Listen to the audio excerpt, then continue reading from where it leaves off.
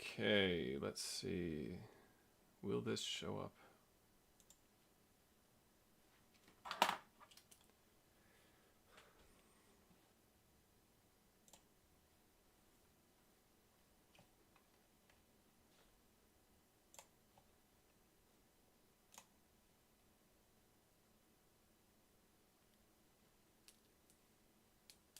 Yeah, all right, great. That should be good then.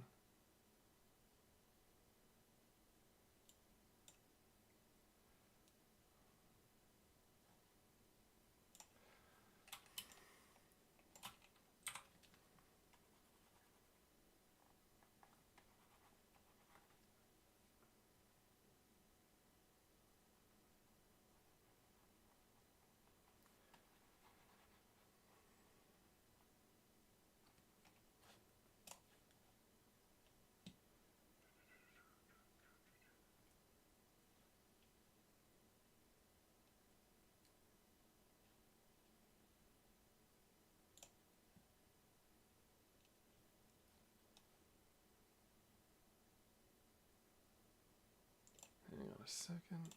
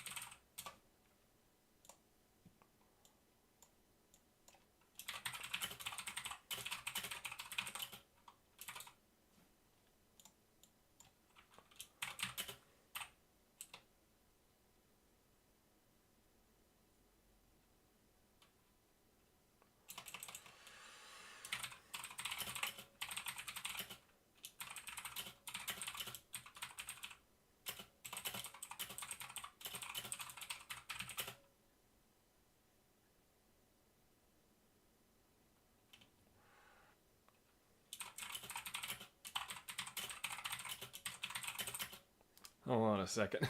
We've got a bit of a hiccup. I'm just making the stream name actually say what it's supposed to say.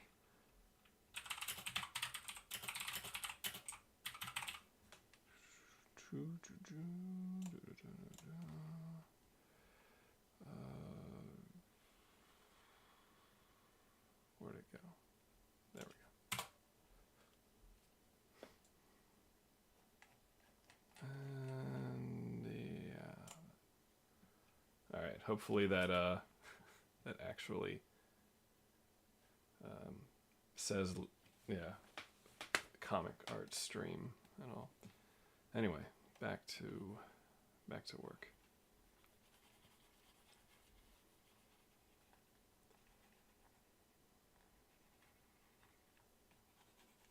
Can you tell I don't do this often?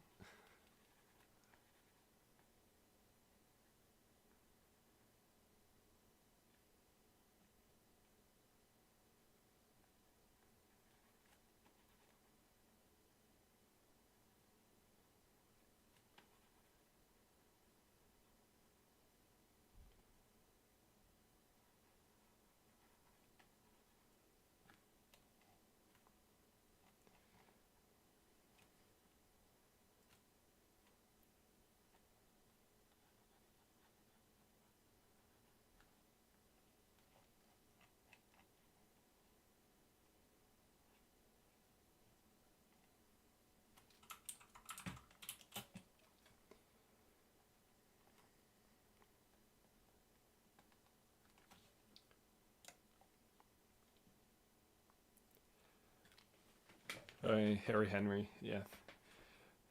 Thanks.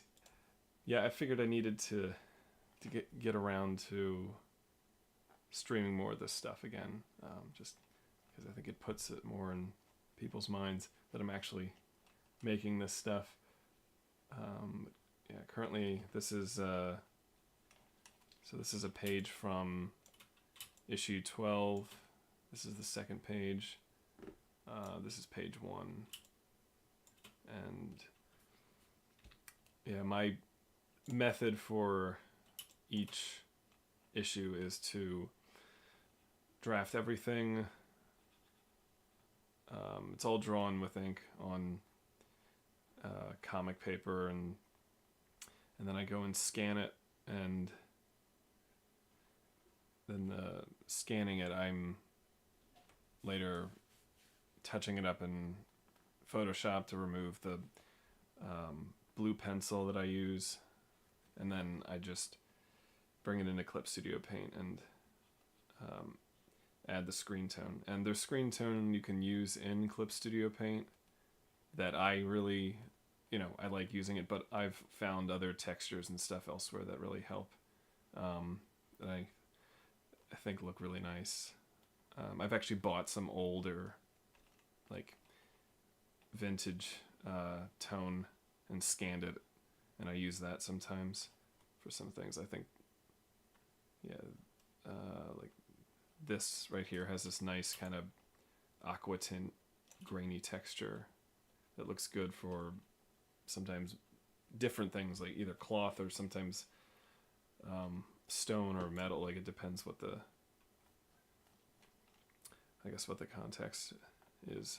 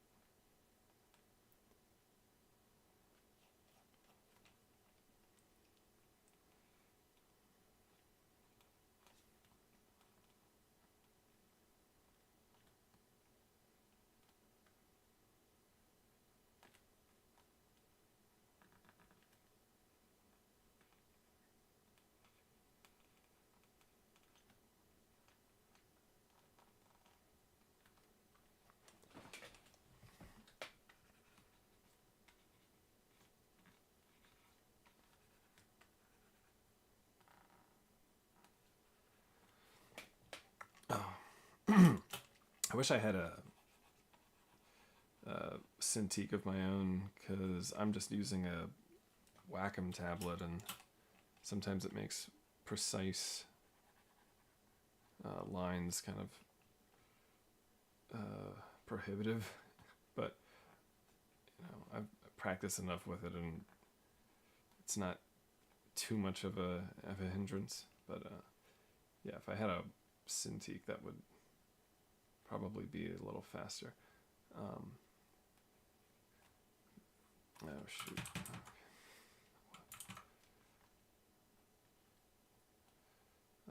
This is so in the opening of issue 12 that we're here seeing now is it's a flashback, a 2-page flashback, just showing the main character Simone, who is real name Sarah Grable, which and she's flashing back to when her father died, and there's a funeral, and then this fellow shows up and kind of takes her out to help her feel better, but he's not a really savory character at all, and kind of leads her into this dark world that leads to other things, and some of which is periodically touched on in the series leading up to some later stuff. But let's see.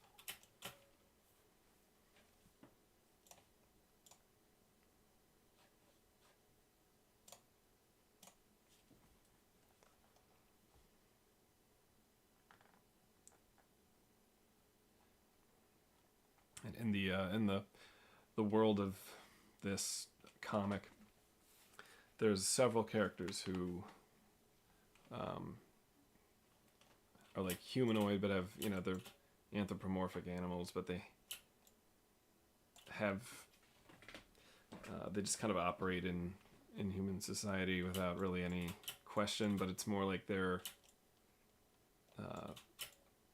from a different realm, kind of different otherworldly beings, and it's also just sometimes a little more interesting and fun and expressive to use an animal's face or head, something.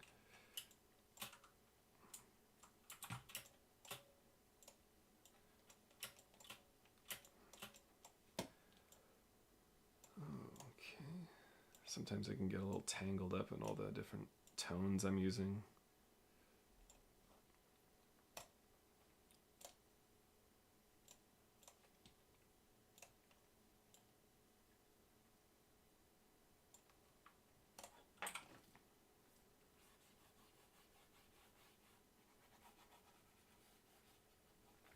And this isn't,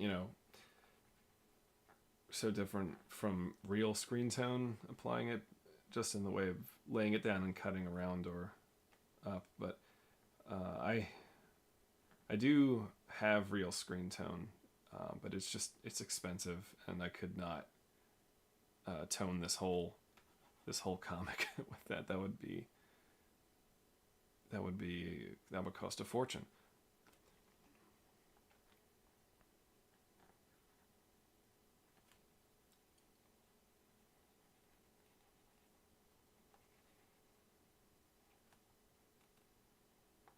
But I do really admire the art form of applying screen tone. It really is its own art, because so many years I'd read like manga, which is where you see the most extensive use of it. I'd read manga and it's just kind of get blown away by I take it for granted the tones there, and then when I finally realize, oh, that's you know, that's hand applied. You know, maybe not by the actual like the manga artist, the main one, but by an assistant or something. But you know, there's all kinds of different effects being used. Sometimes they're rubbing out the like areas of it with an eraser, or using a razor blade to scratch away texture. And I think real screen tone does look nicer because there is a little, when you scratch away, the texture is more apparent.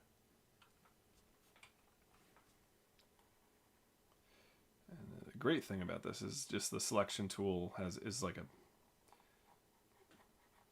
it's like a pen, so I can just apply it, and then I just hit the screen tone button, and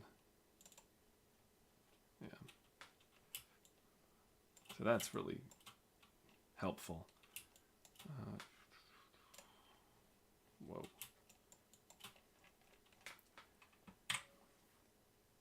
Let me see, 1 second. Hello, Phil Stankus. Hey, ladies and gentlemen, it's Phil Stankus has joined the chat. Yeah. This is the state of the comic address.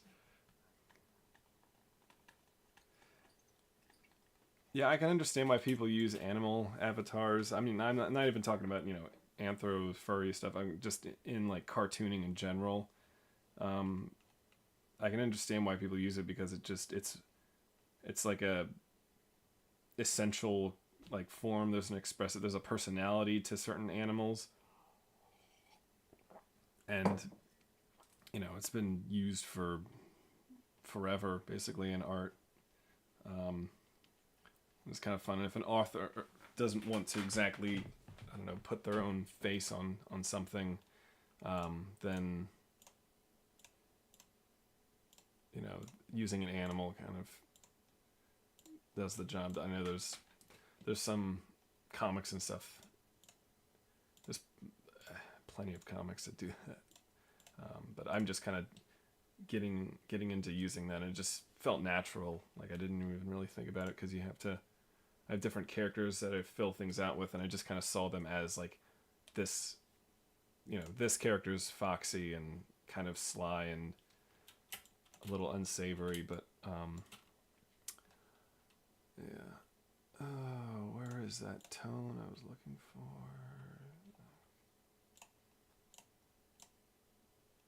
There's quite a few.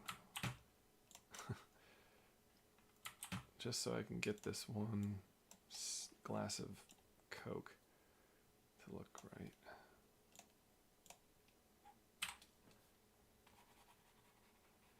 One thing I'm trying to like not have so much in the printing when it like the mooring, whatever you say, mooring patterns aren't so apparent when it's printed, but I know there's different filters to get rid of that as well, which when this finally goes to like a collected edition, I'll probably go over everything with that. But if it looks good in print, it's all right. And yeah, okay. All right, so now we're getting down to the underworld.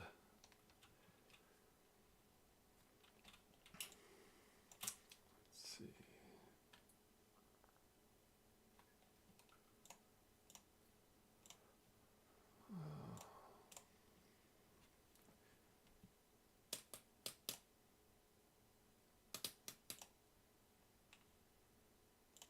That's not what I wanted.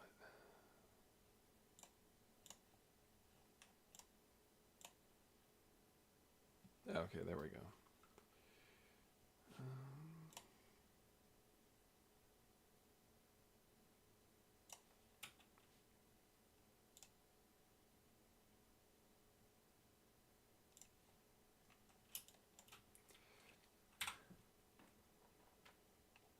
I might even just test out certain areas of screen tone. And right now I'm just seeing what looks right.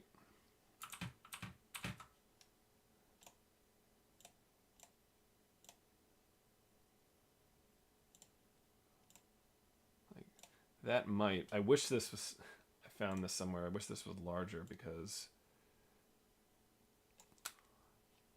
the texture is really good, but it doesn't cover a lot of area. But the good thing about this texture is that I can actually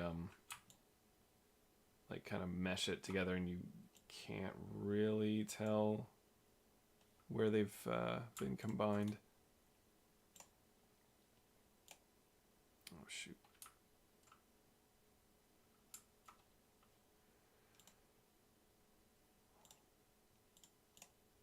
Never mind, okay.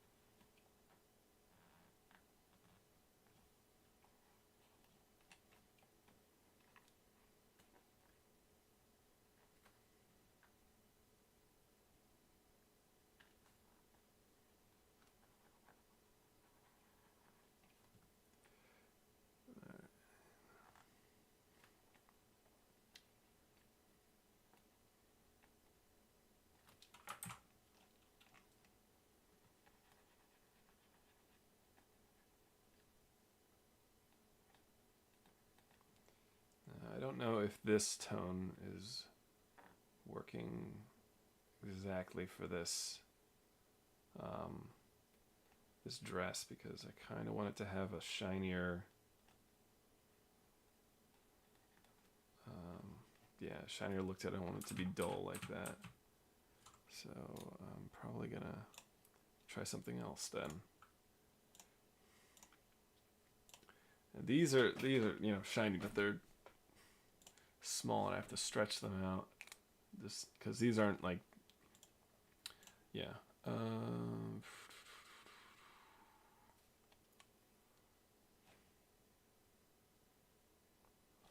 Actually, or I could just, yeah, I'm just gonna lay down some regular tone and probably have it as a lower density.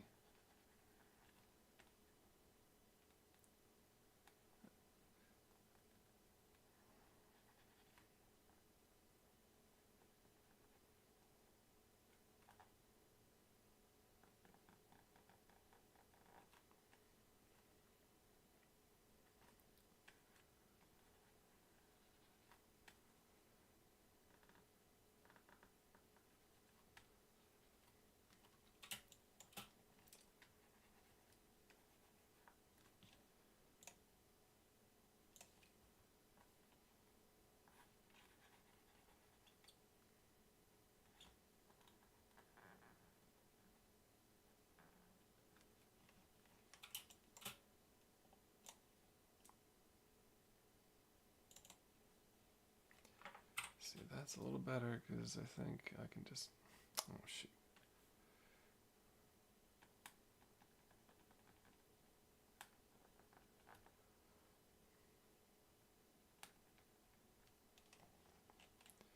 Do something like that.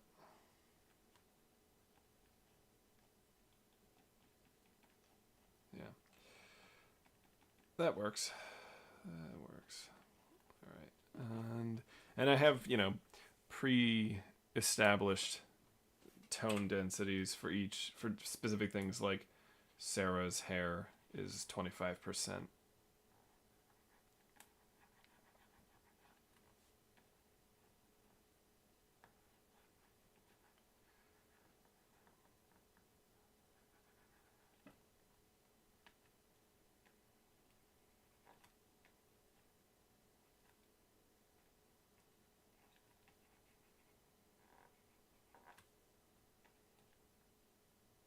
Oh, wait.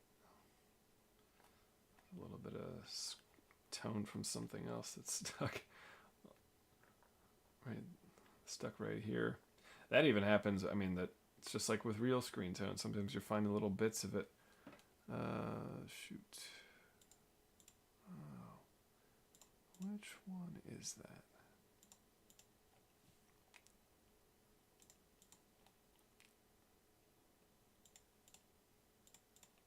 Oh, wait.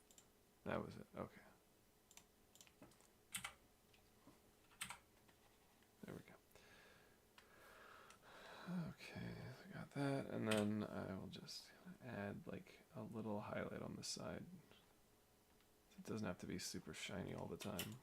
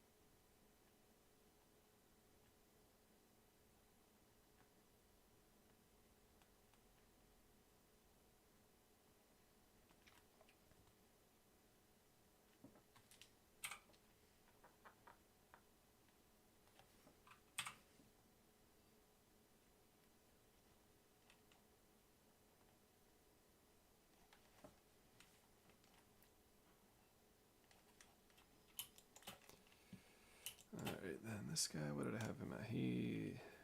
His fur is at 30. 30%. I had to look up a picture of a fox and like, where does the white patches and the orange patches on the fox start and end?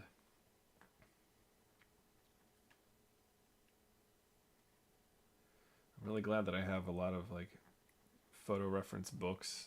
It's just sometimes easier to just have something open in your lap or on a table next to you.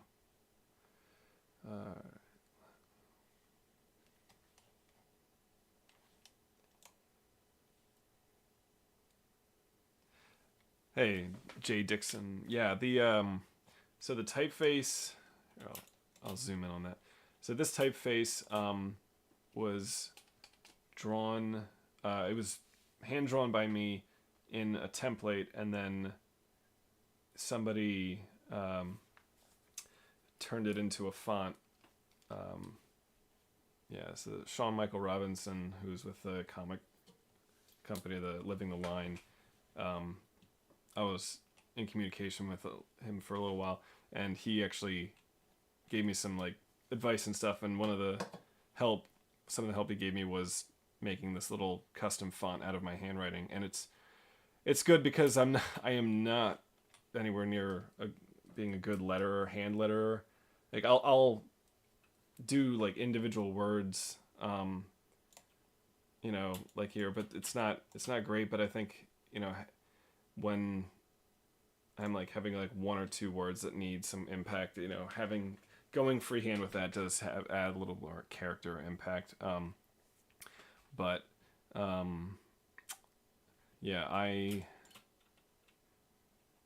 see, yeah, but that was a huge favor from him, and it's something I've used now because it's unique and it has a uniformity to it.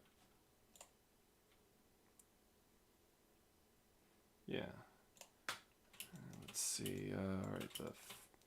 The felt on that card table probably should be something like this.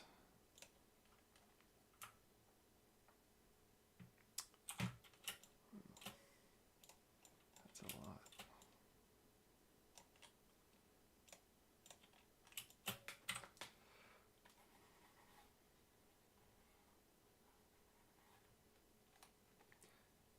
Which actually, speaking of Living the Line, if you haven't heard of their channel, they have they're both a YouTube channel and a independent comic publisher, and they do a lot of really neat content. Usually it's one guy, Carson Grubaugh, doing some one-man comic reviews, but occasionally him and Sean Michael Robinson will do kind of reaction videos, but also it's they kind of have a tongue-in-cheek approach to reaction videos because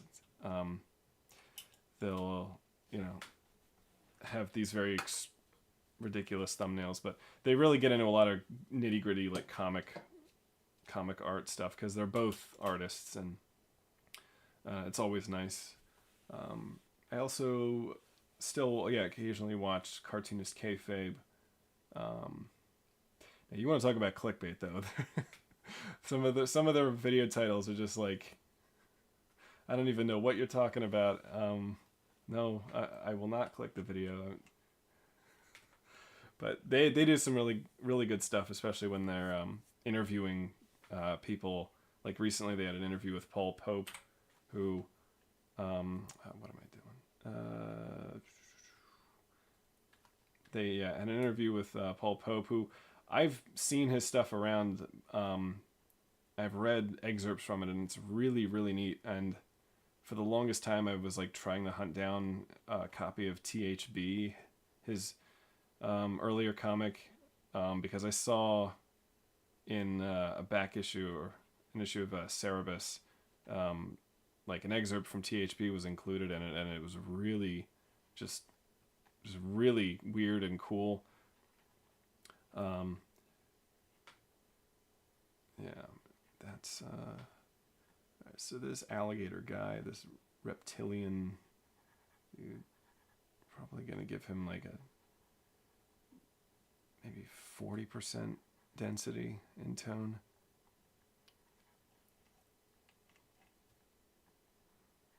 And if I don't respond to your anyone's questions very quickly, it's just because I only have one monitor at right now, and I'm just bouncing between focusing on this and doing that. But I'm all more than happy to answer any questions.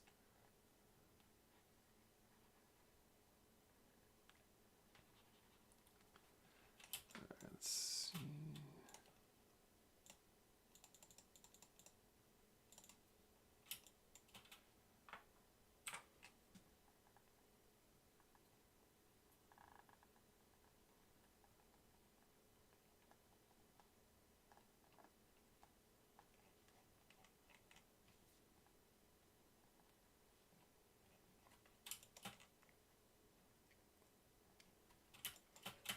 Probably gonna have to have a light tone for his jacket just to keep him in the background.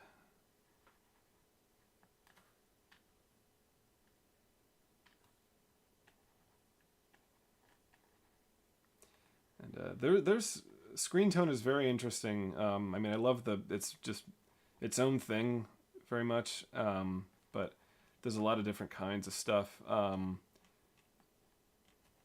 For instance, the Teenage Mutant Ninja Turtles comic was done using this type of screen tone, which basically was applied with water. I think the screen tone was laid down, and then like a brush applied like the water to it. That would, you would create certain areas where the tone would show up, and that's why you would get this very very brush-like tone in that comic. I forget what that type of screen tone is called, though. Let me see. Okay. I like this one too. It's got like some like grain and just little specks in it. Really, this one has some nice texture.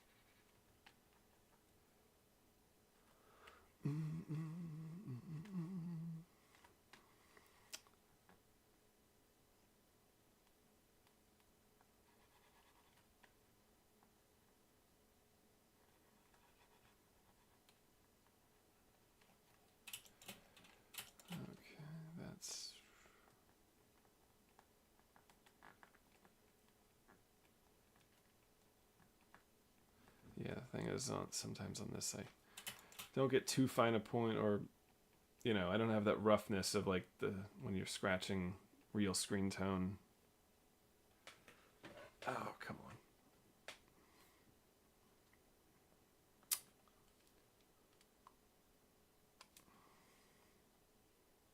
Please.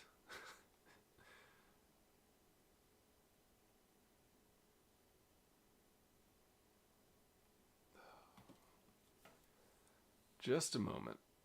All right, there we go.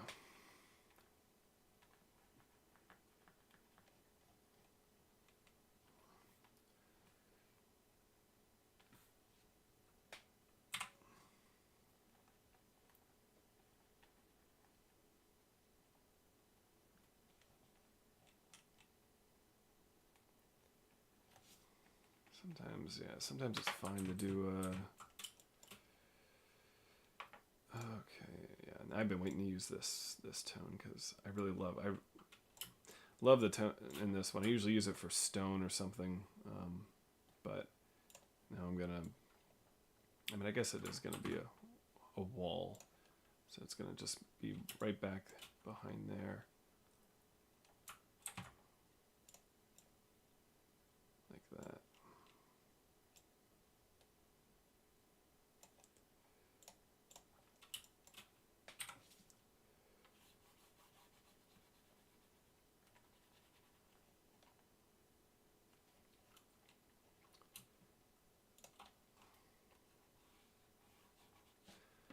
1 second. Okay.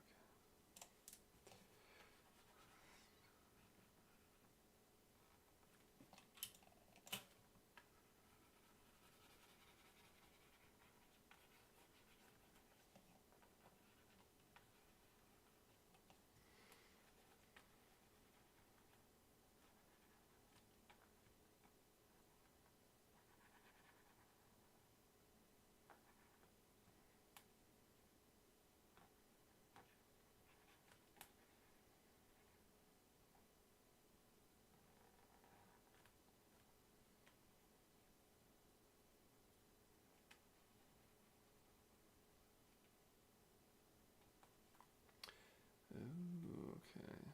I'm gonna need to deal with that.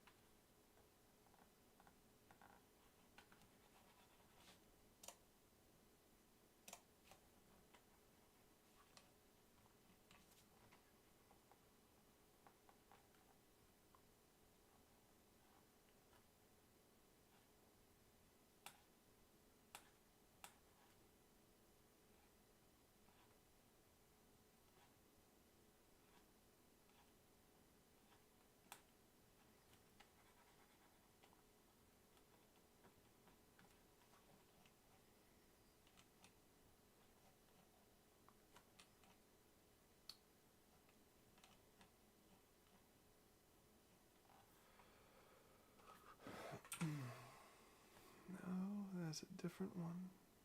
Oh yeah. No. Okay. I don't know where that's going.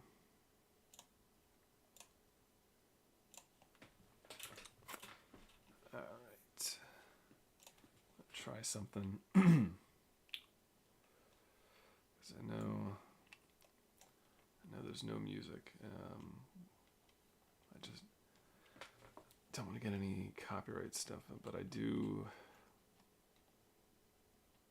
I think some Liska. That's pretty safe. That's not gonna get anything.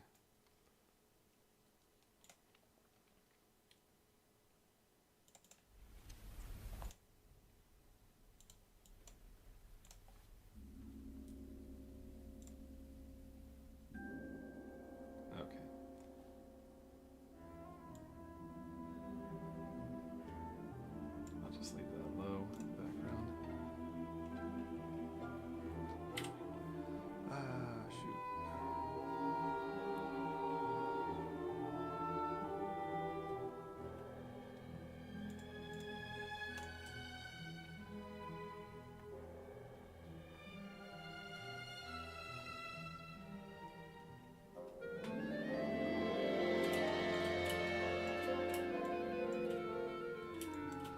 down here are the sinister eyes of the great nemesis of Sarah.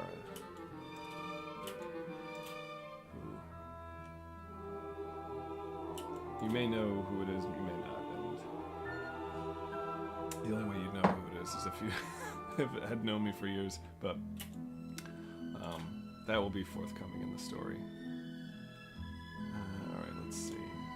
This page again.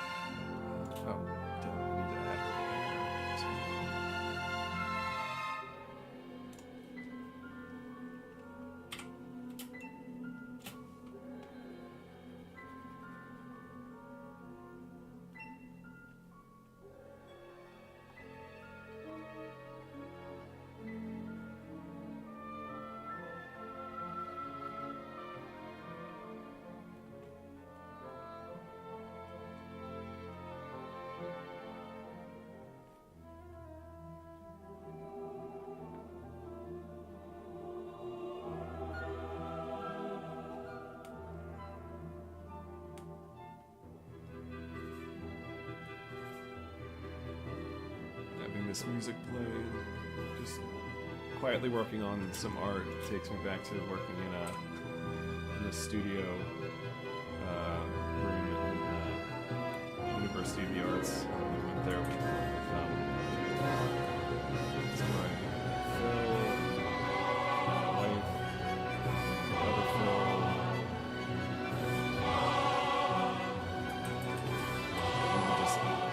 Basically commandeer the animation room, or the big studio rooms, and play music and or movies off of the projectors,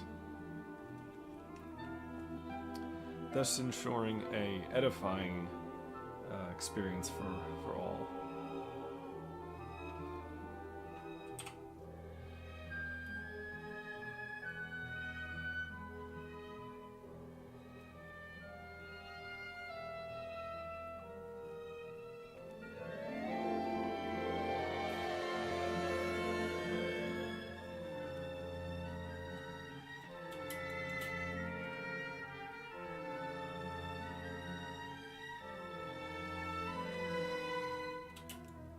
Alright, well, let's look over this one more time.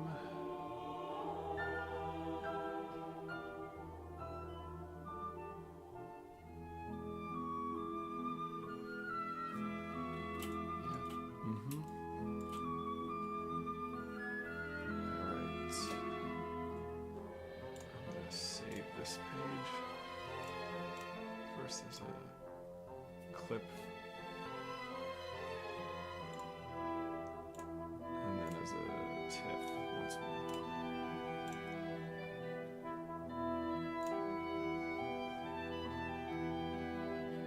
Oh yeah, oh seriously, is the music that loud?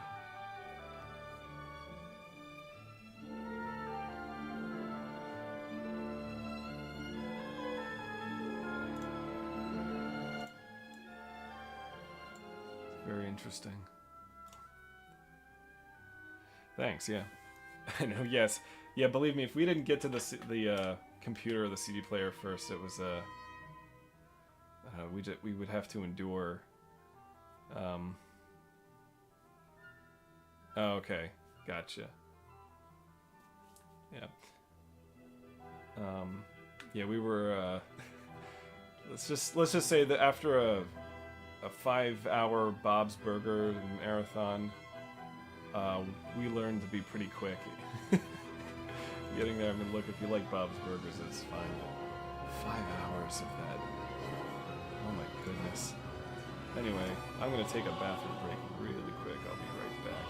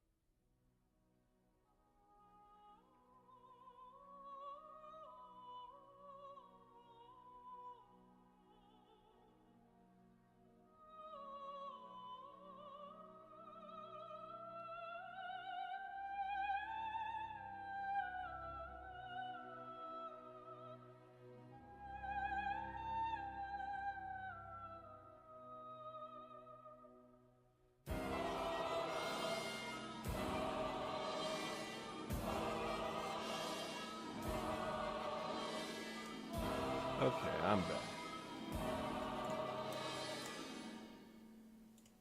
Yeah, but oh my gosh. Bob's Burgers for 4 hours. I guess it felt like 5 hours. So, all right. All right. Next up, then we got page 3.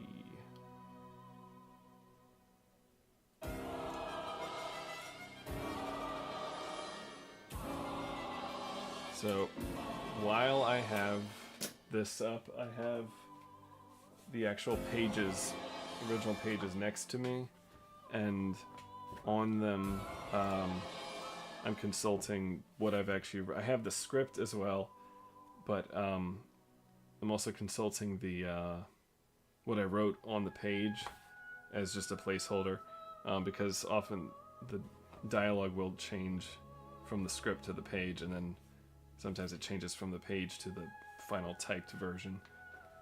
So, okay.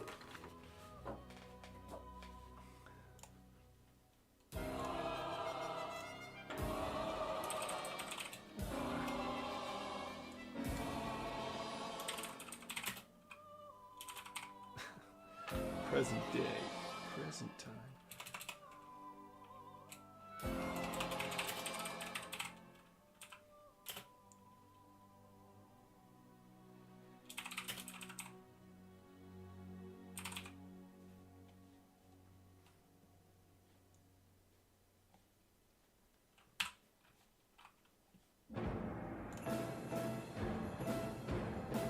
As long as the music's not too loud, I'm fine keeping it going. It's not competing with it. I'm still learning what proper levels are.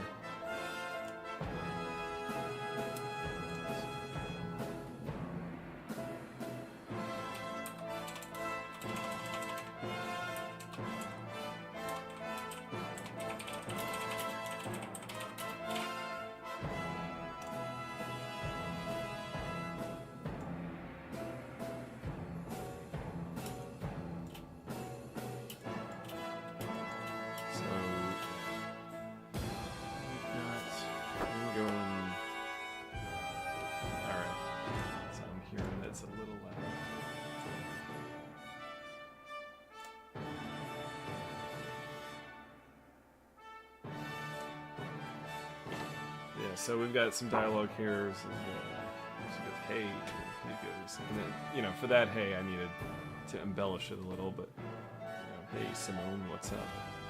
She says.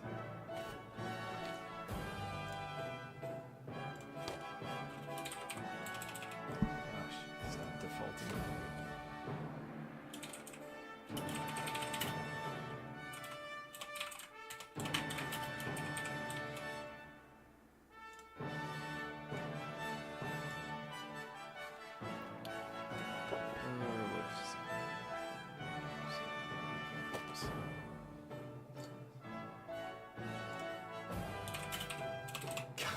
Stop defaulting.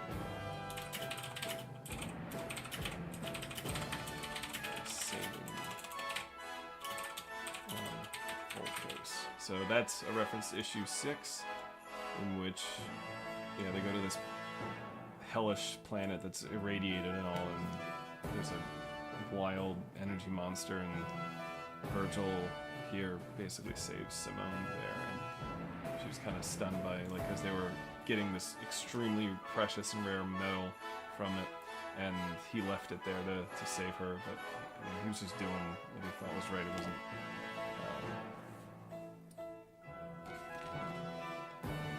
you'll see she kind of interpreted that one way, as you'll see in the next page if I get to that.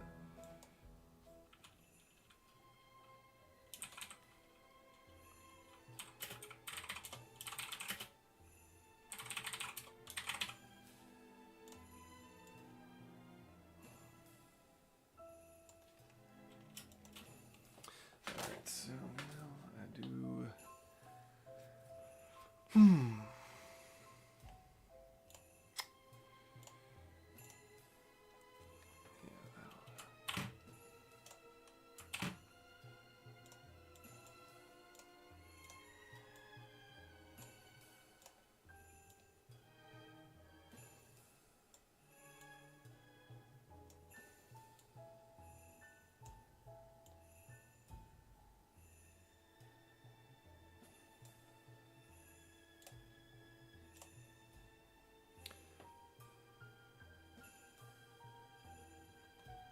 Harry Henry says he's making old Star Trek illustrations move.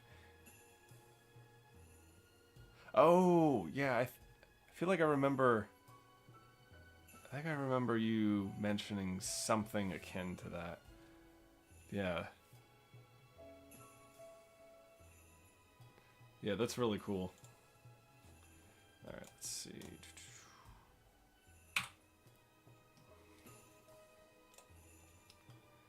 That's the thing. Nice thing about screen tone is, you know, you kind of project a lot of texture or light onto it, kind of like by seeing it in relation to the lines and the drawings around it. So, you know, just laying a gradient down here and you're, you know, on top of these lines, and you automatically see it as a reflective kind of metal floor or polished surface.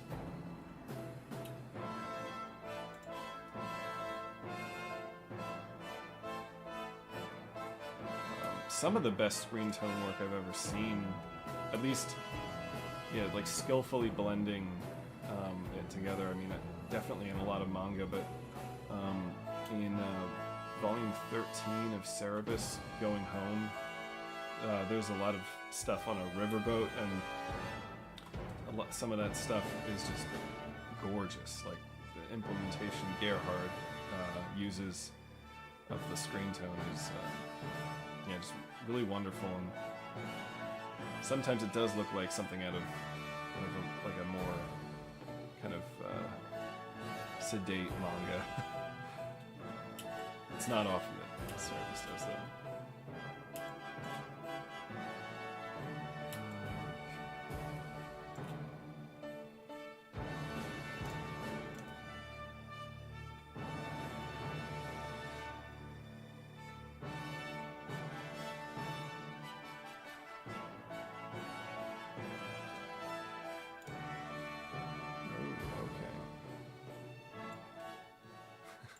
I'm just figuring out this now.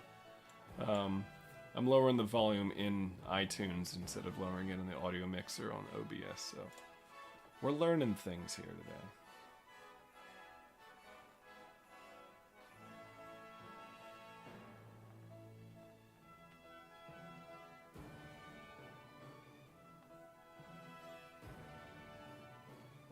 And I'm right now playing this Denyak Liska's Music for the Shah of Persia, which is an hour-long suite of music he composed for the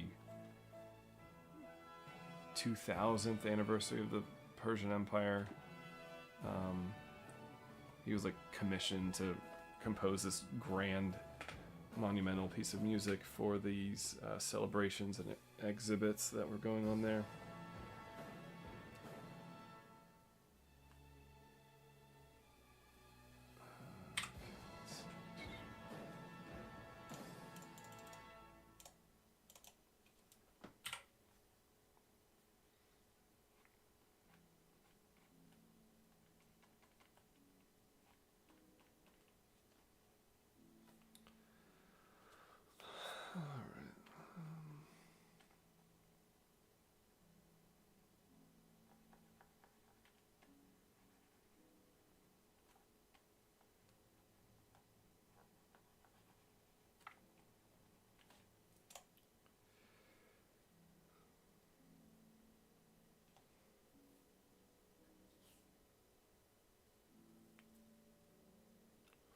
Phil says, what is my favorite and least favorite part of the production process? Favorite part is probably drawing it. I think just getting it like printed, I think is really tiresome. Even though I like love the final product, I've only done it a couple times too with my stuff, but just getting it to print, making sure everything's formatted right and all. But like working with the actual image is like what I'm all about.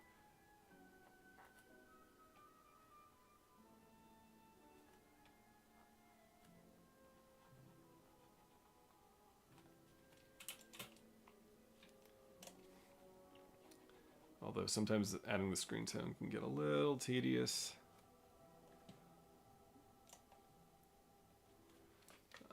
Sometimes I have scratching my head with figuring out like what am I gonna put here or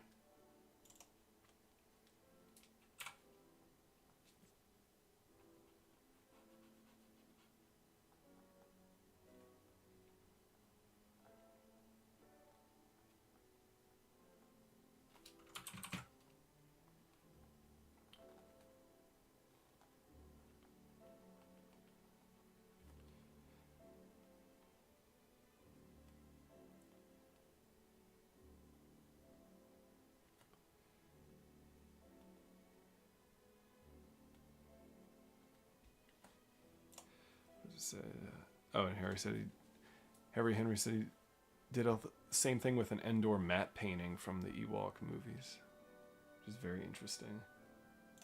The most I've ever done with After Effects manipulating an image is just I took a Beksinski painting and added a bunch of, or like there was some smoke in it, and I just kind of did a sort of a layered distortion to make it look,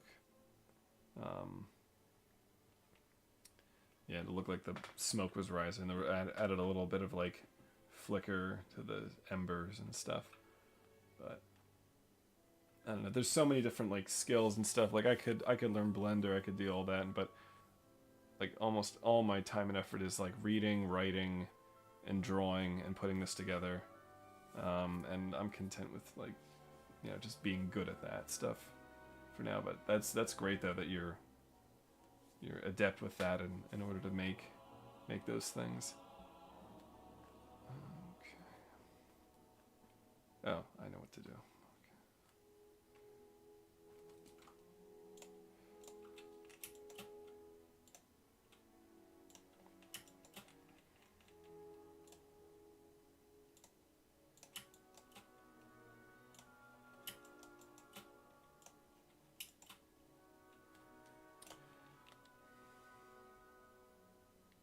So the thing on here is that you can add a gradient with this effect. It's just, I can't really get it to like go to 0 density. Sometimes there is a method to do that, and I figured it out one time, and now I've totally forgotten it. Which can be very frustrating, but.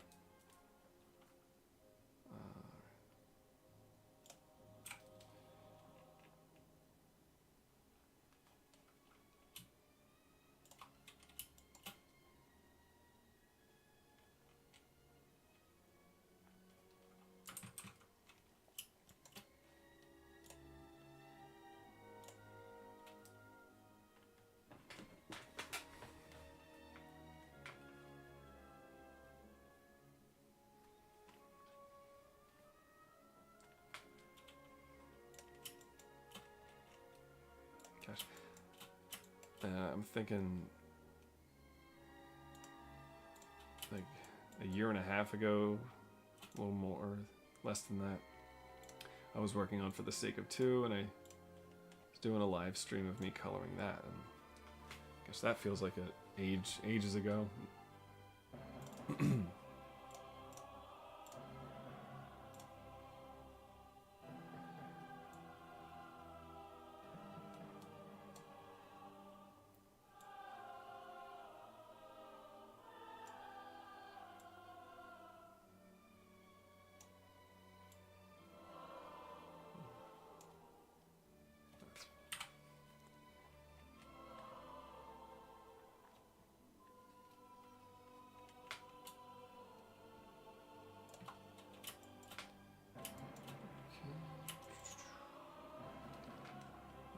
Gotta do something about this control panel.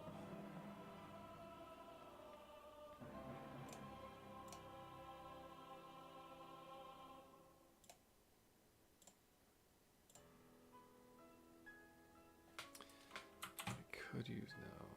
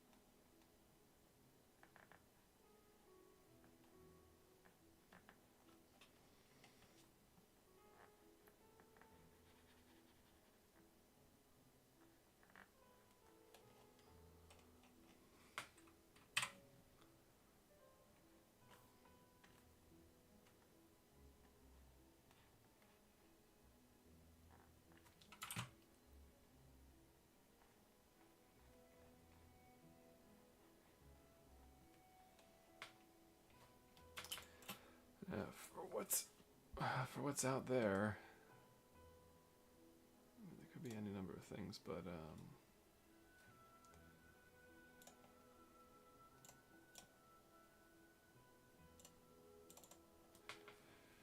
we've got, gosh, sometimes like a staticky sort of look.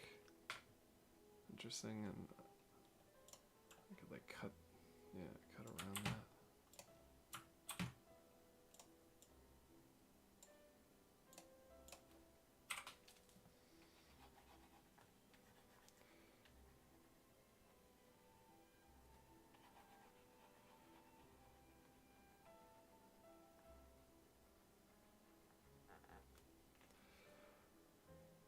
Oh, here we go again.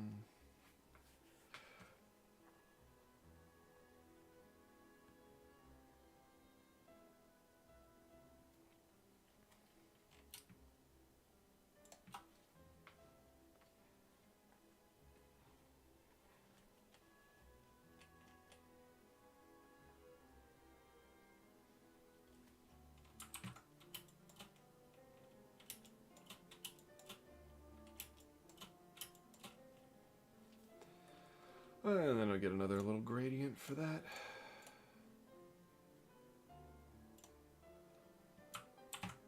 Actually, no, there's a lighter one.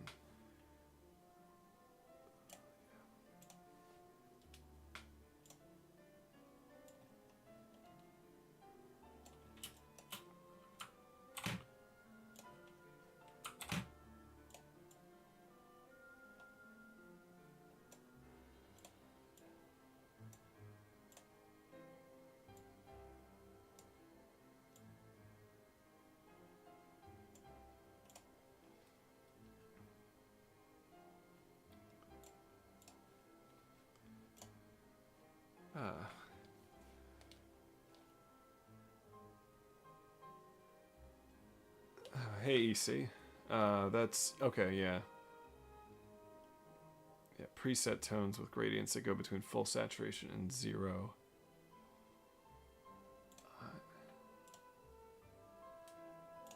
Yeah, I mean, I have some of those like saved on my own, so I just use those if I wanted to go all the way. But yeah, sometimes if I just kind of want a gradation, I'll just use what Clip has. But all right.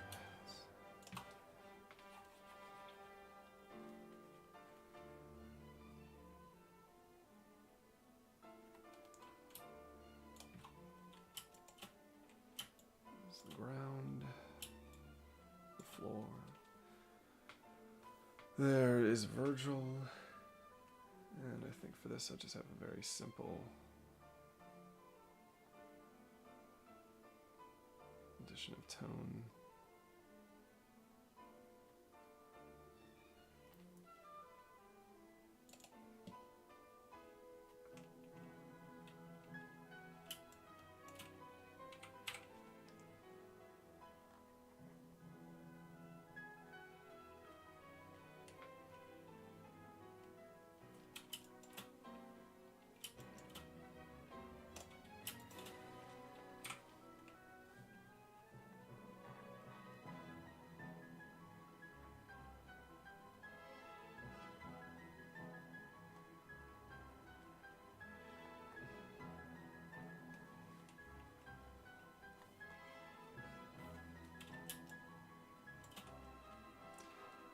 Let's see. I'll be honest. Sometimes some pages that I'm drawing are not as interesting as others.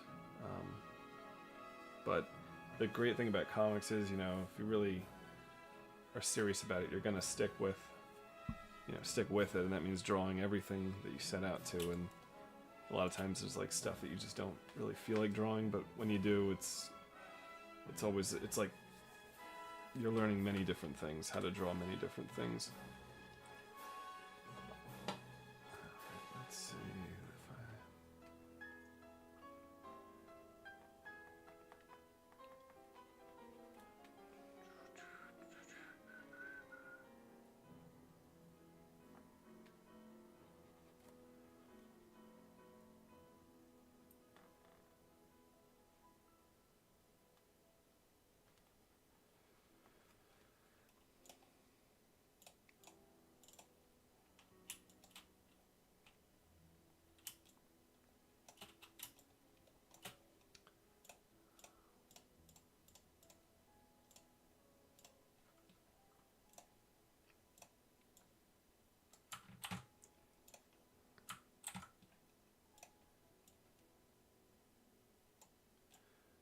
Fortunately, that does cover that.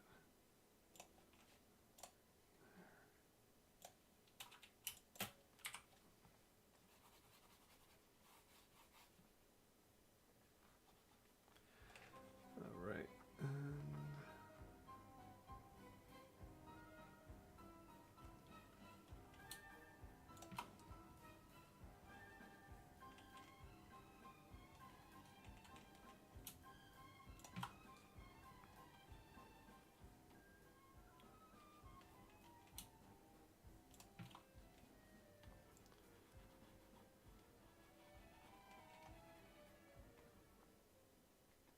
So I'm dusting him off.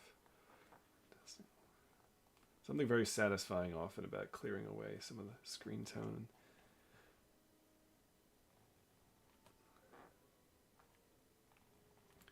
And her great cry into the void, hey.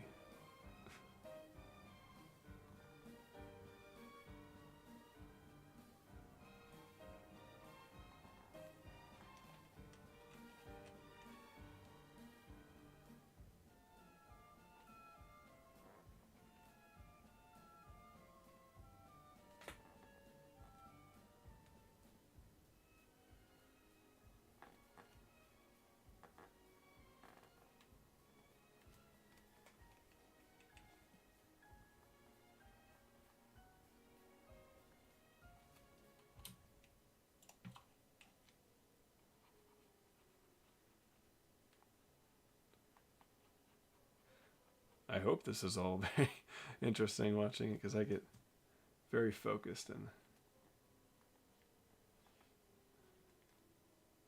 really clam up for a while, but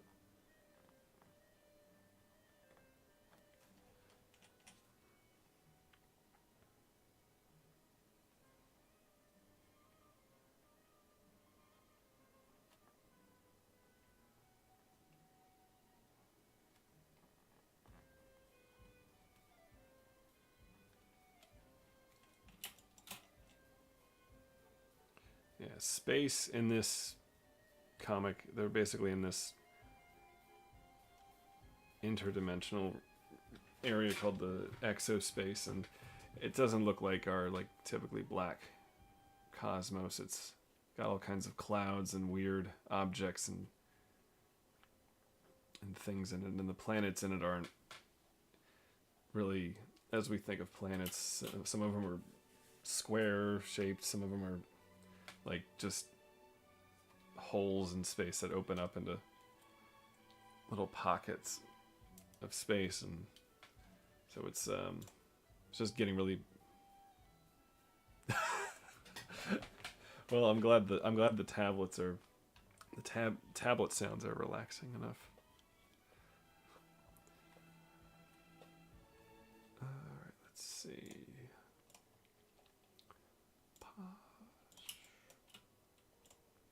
And I also have to keep in mind how this is going to look when it's printed, which will be like slightly reduced. Not like slightly, it'll be reduced a bit.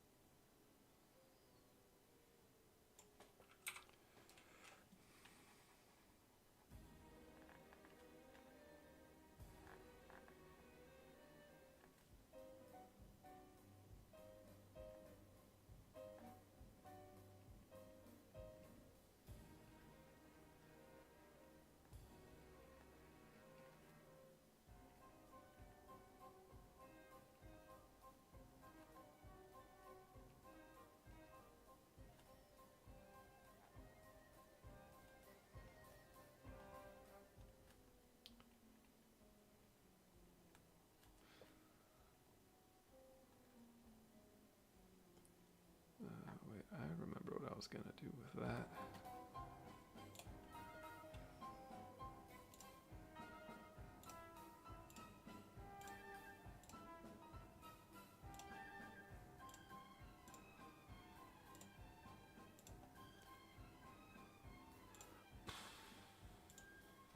This work? Oh. No.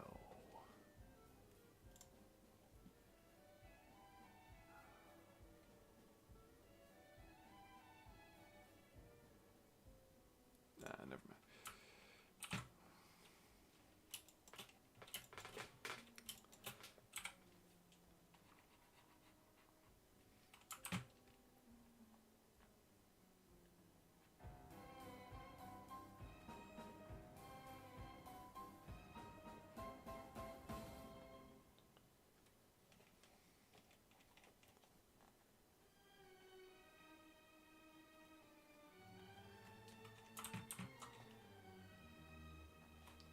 What's going on over here? Aha.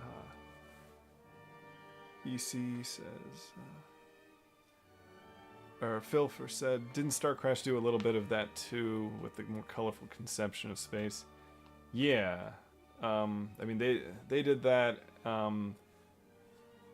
think one place that was really outlandish was Barbarella. It was just like liquid and like a lava lamp type stuff. That was really inspiring. And I think the black hole had a very blue, very just like saturated with stars and blueness, which I think was really nice.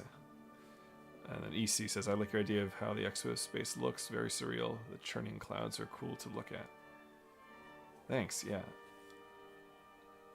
And then Harry Henry, I recently picked up a bunch of Robert E. Howard collections from a used bookstore. Really cool find. That is a really cool find. I want to find like his original versions of the Conan stories and read those. Lately I finished reading the first Doc Savage book, which was so much fun. Yeah, because I've kind of like just haven't gotten around to a lot of the pulp stuff, but now I'm definitely going to cut out more time for those because it's just really worthwhile. And yeah, just really interesting reading it, but also like the characters are really fun, and there's a lot of enthusiasm for the adventure of it. And you know, there's some premises that you've kind of seen done later, but this one just feels a little more pure, like from the source. And there's like 180 or so of them. And there's a used bookstore I go to often that has a lot of those, so next time I'm there I'm probably gonna grab up a few. Let's see, in the back.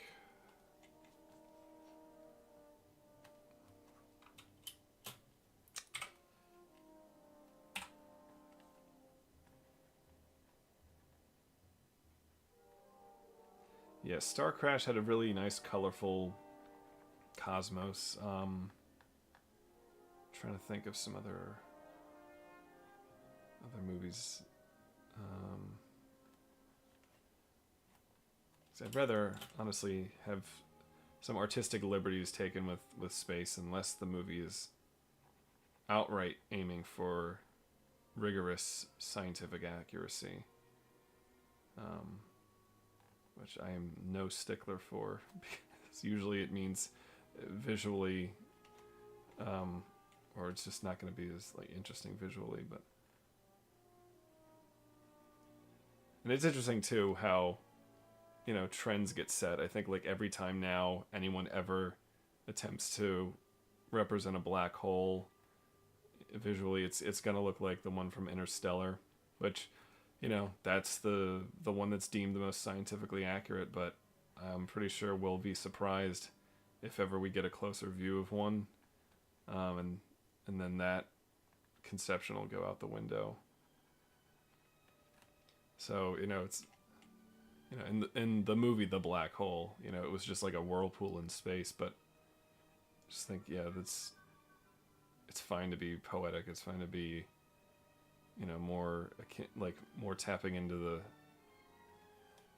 the spiritual, or the spirit of the idea.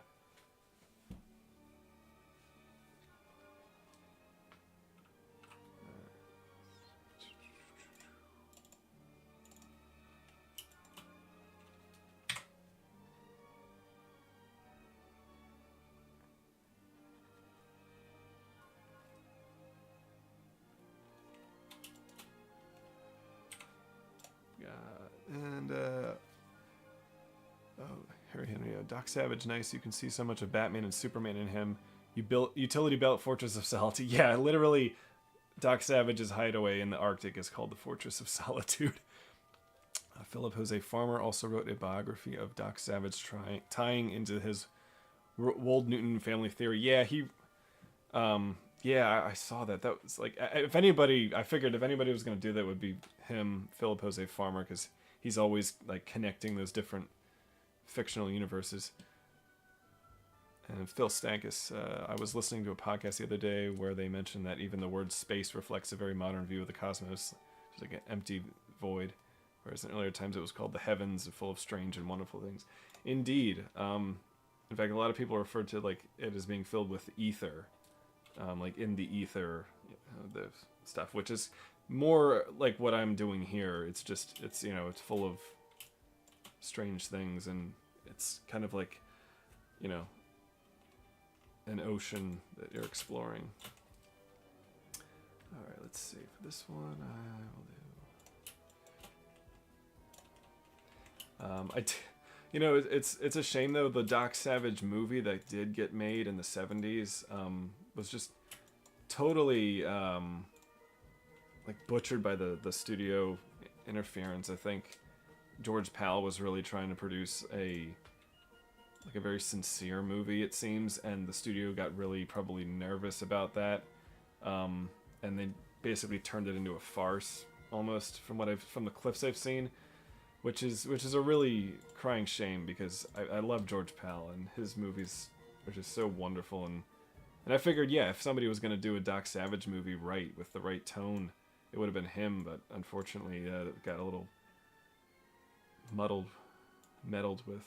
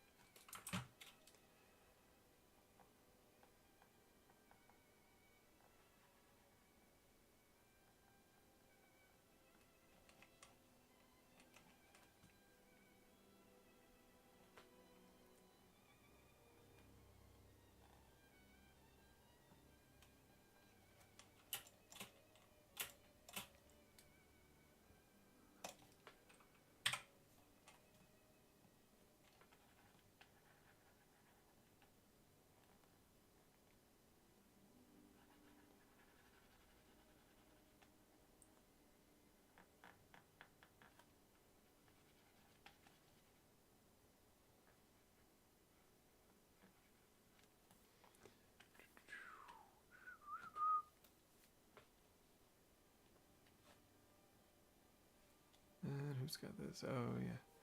Harry Henry says, oh, yeah, that one, written by Lorenzo Semple Jr. of Batman 66, King Kong 76, and Flash Gordon 80 fame. Okay. That explains a few things. What are 3 essential George Pal films? Wait, no, he wasn't.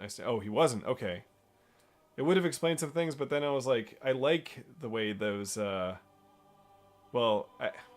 I haven't seen all of Kong 76, but I do really like the 80 Flash Gordon.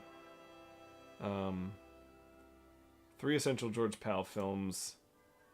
War of the Worlds, The Time Machine, and The Wonderful World of the Brothers Grimm. Yeah. Those are absolute classics, and and there's so many good George Pal films too, but those ones are the ones that I think are the most beloved or come to mind. I mean, I grew up watching The Time Machine and War of the Worlds. Those are all-time favorites, but the Wonderful World of the Brothers Grimm, I actually saw really briefly on cable when I was a really little kid, and I just remember Buddy Hackett fighting a dragon, and then like my memory blacks out and he's like dead, but then he gets resurrected, because like one of his bones is turned into a flute, and it's a really so yeah, from these old fairy tales, it's a really very interesting, like very interesting stuff. But the film is delightful, and it's gorgeous. I got the new Blu-ray from Warner Archive, and man, it's staggering. It's a Cinerama film, so you've got all the dimension, the fidelity of that, and you've got basically George Pal, a segment with Puppetoons, stop motion Puppetoons in 3-camera Cinerama, and the same thing with the dragon too, and it's Jim Danforth doing the stop motion animation for it, I believe, and he's incorporating some motion into it as well, so you get some blur for this dragon. But yeah, the War of the Worlds is like, yeah, it's a very moving film, very human, like, and just has a really great sense of impending doom and dread, but it's got the great ending, the spiritual aspect. Same thing When Worlds Collide, which is also great.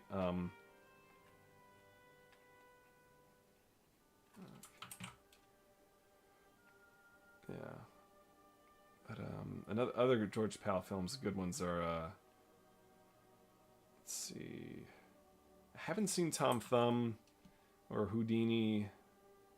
The Naked Jungle was pretty good. I mean, he didn't direct all these. I mean, he produced a lot of them, but there's a reason he's associated. Like, people think of him when they think of those movies.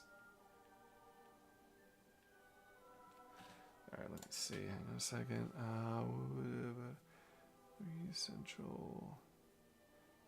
Harry Henry. My personal favorites have been When Worlds Collide, The Time Machine, and The Wonderful World of the Brothers Grimm. Nice, picked up Grimm. It felt like such a miracle after being seen as this home video holy grail for decades. Yeah, they have a really good restoration featurette documentary on the Blu-ray, and when you look at what they had to deal with, you're like, geez. Yeah, it's no wonder people thought this the film would never get restored.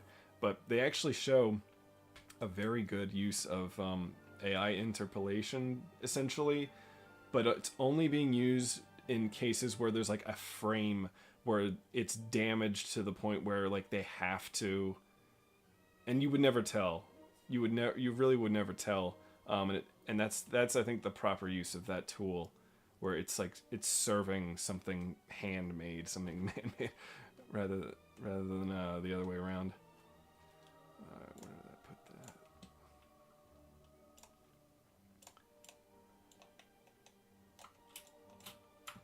Yeah, the music for that movie is really great too. I'm sad that I slept on the Film Score Monthly CD,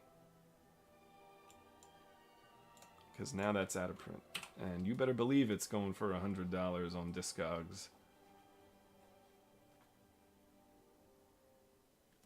or wherever else.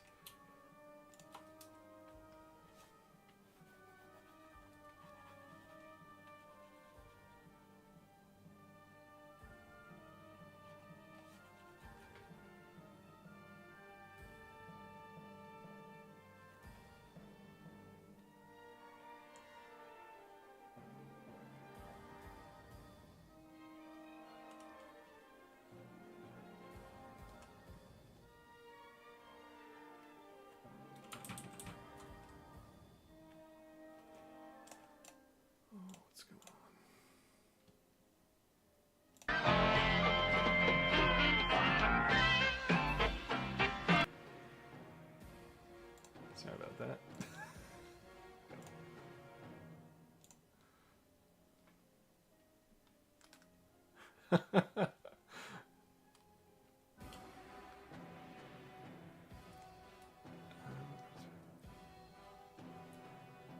Harry Henry, Destination Moon was fascinating to me, especially as a Tintin fan. Oh yeah, that series had a book called Destination Moon that tried to portray space travel in a similarly realistic way for its time.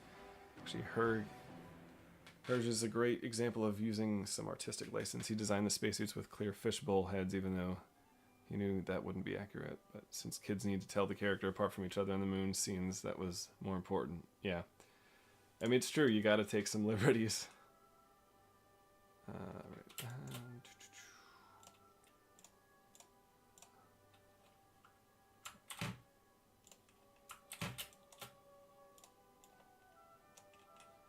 I guess I gotta enlarge that.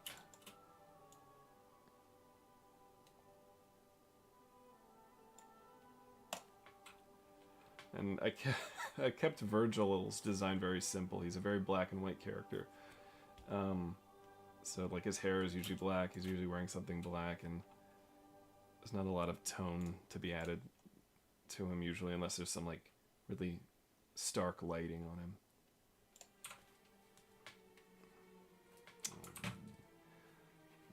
Darn.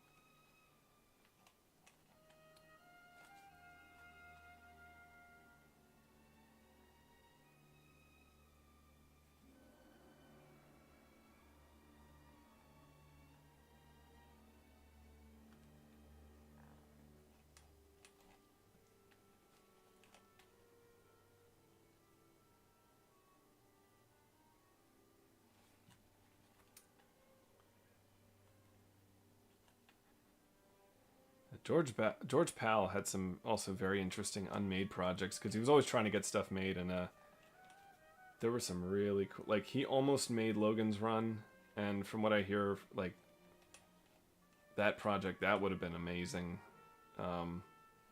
It was. I still like the Logan's Run movie that exists, but with George Powell, I can't imagine what that would have been like. Right, this page is pretty much done. Best not to get too, actually, hang on a second. Yeah, best to not get too overcomplicated with some stuff.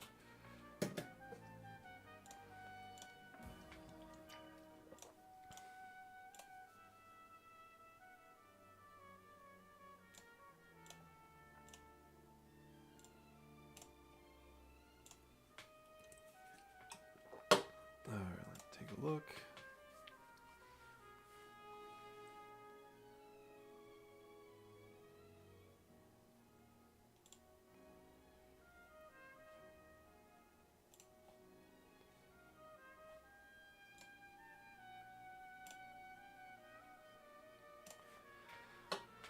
All right, open up another page. So now moving on to page 4.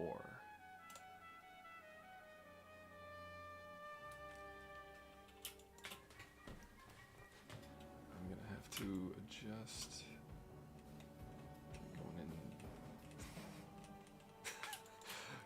Going in deep. Sometimes I do often touch up some of the artwork, you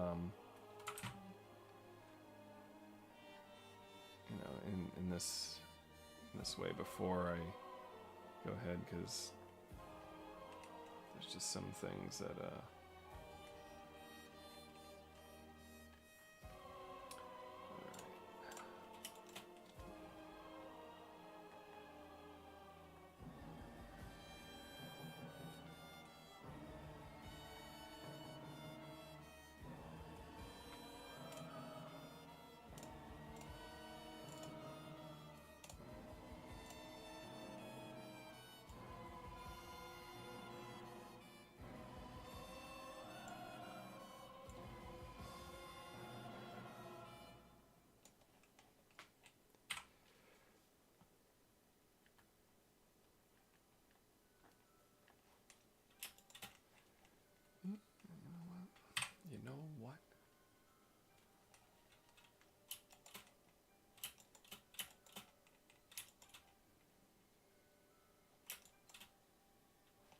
sometimes the eyes, they can be a pain.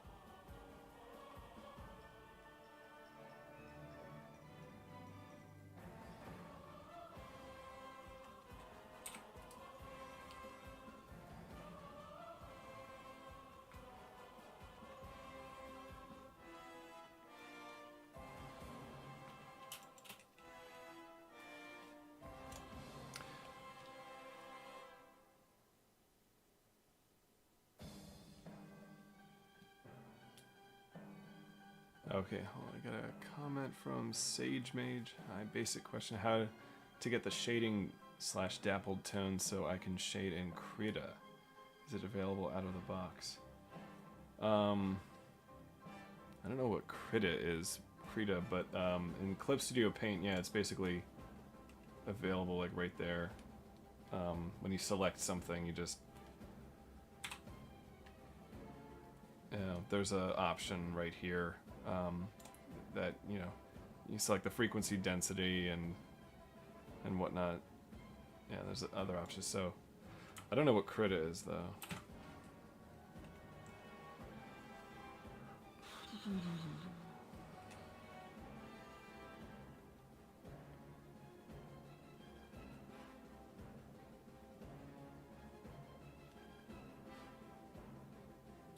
missing something.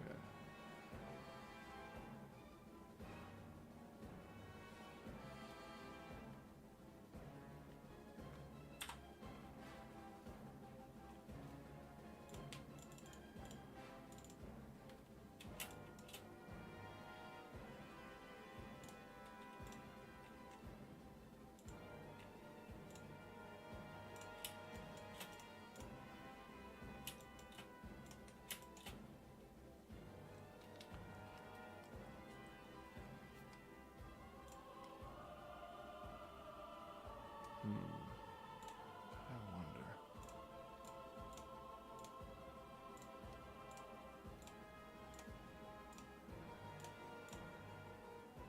And sometimes I need to just find like a creative, more expressive screen tone. Like,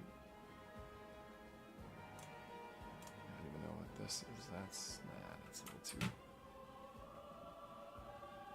intense. Okay. Oh. All right.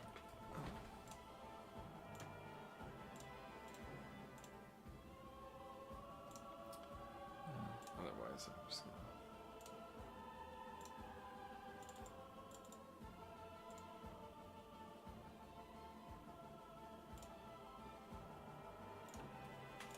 Gotta have something.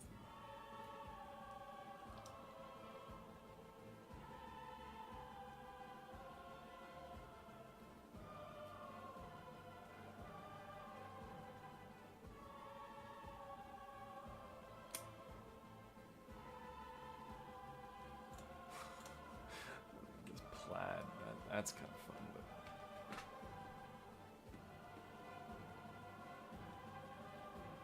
Yeah, you know what? Maybe I'll try something.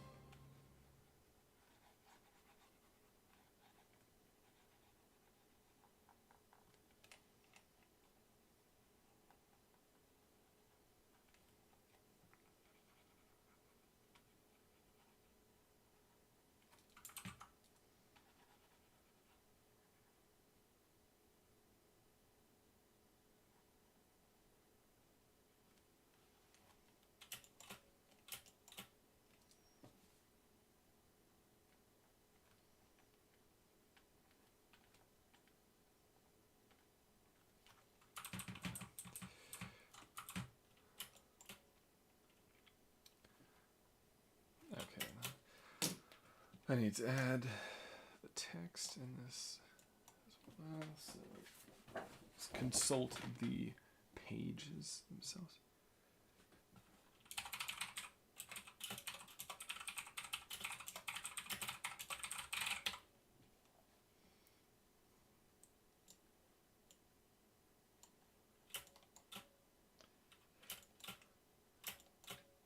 What's that? He's dreading it. He knows what's coming.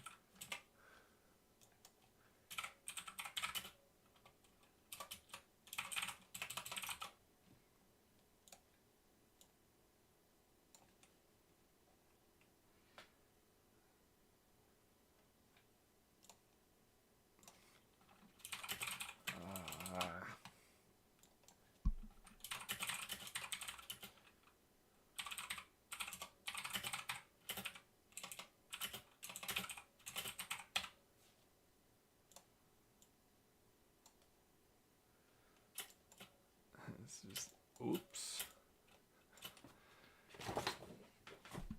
Somebody just spilled their guts and doesn't seem to be going too well.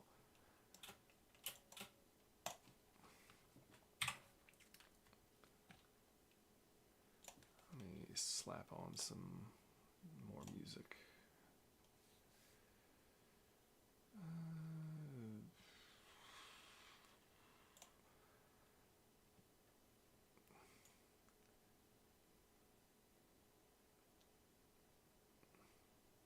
Okay, that'll do. Just throwing on some Gwyn Saga in the background.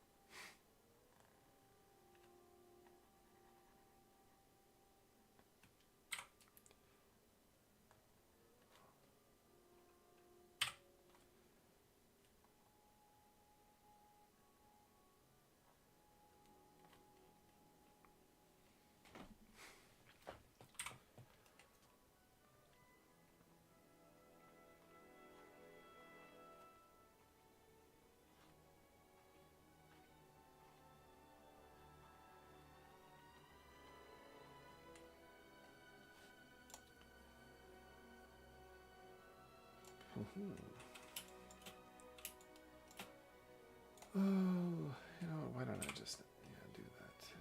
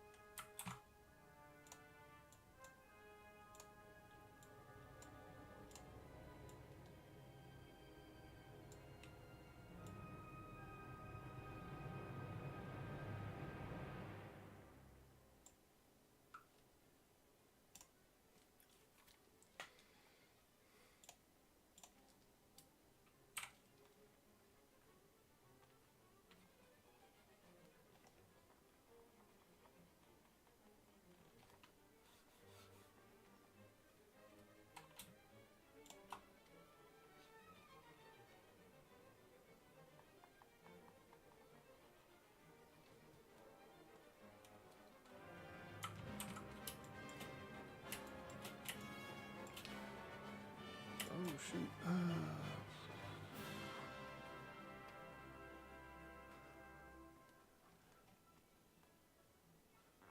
Gotta clean that up. Plaid is invading the other panels.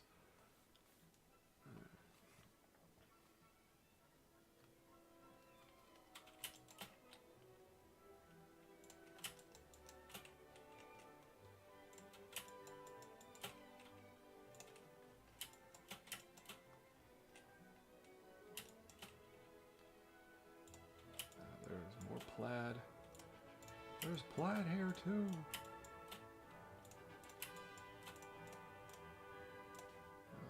I can turn the music up just a little bit more.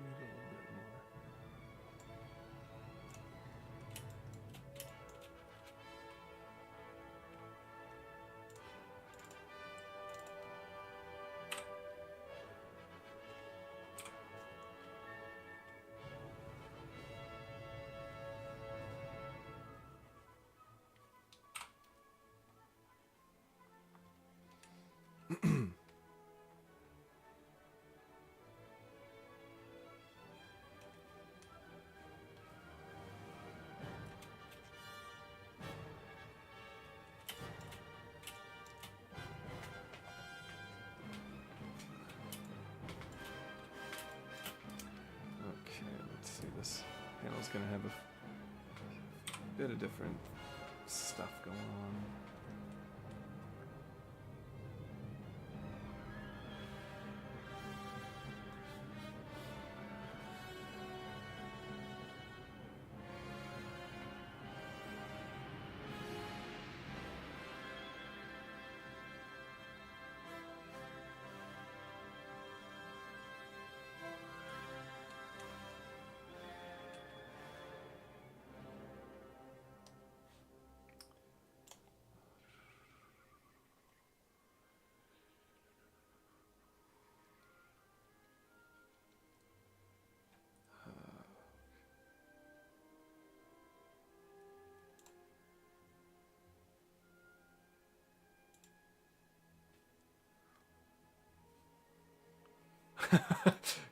It's all right, Shaggy. We'll all have plaid.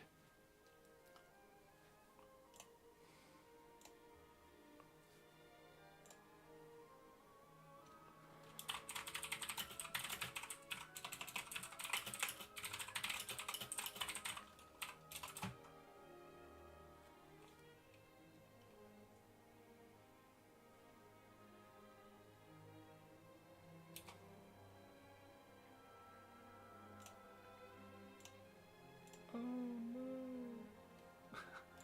I was trying to share the stream somewhere.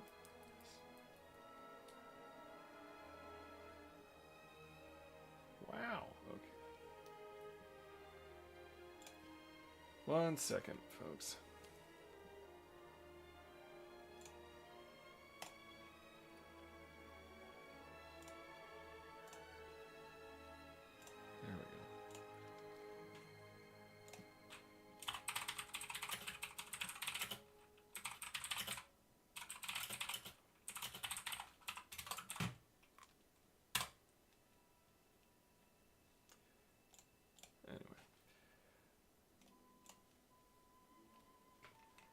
Yeah, so this panel is going to have some different layers and stuff in there to convey her enamored emotional state.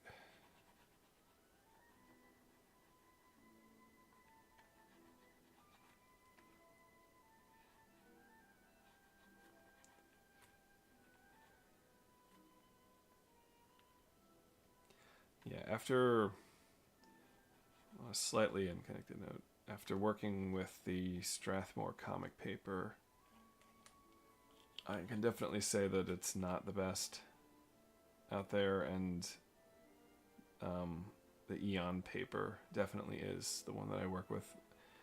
Especially when there's I put a lot of ink on the page. When there's a lot of areas of black that I put down ink, you can see on the Strathmore paper it's warping visibly, and the Strathmore paper, or the Eon paper, I mean, really stays quite flat. I mean, it's really great stuff. So if you are wanting to get serious about comics and stuff, I definitely recommend trying some of that paper. It's Eon Comic Boards, and they make their own ink too, which is really, well, they have, I don't know what they make, but they sell this really nice matte black ink as well.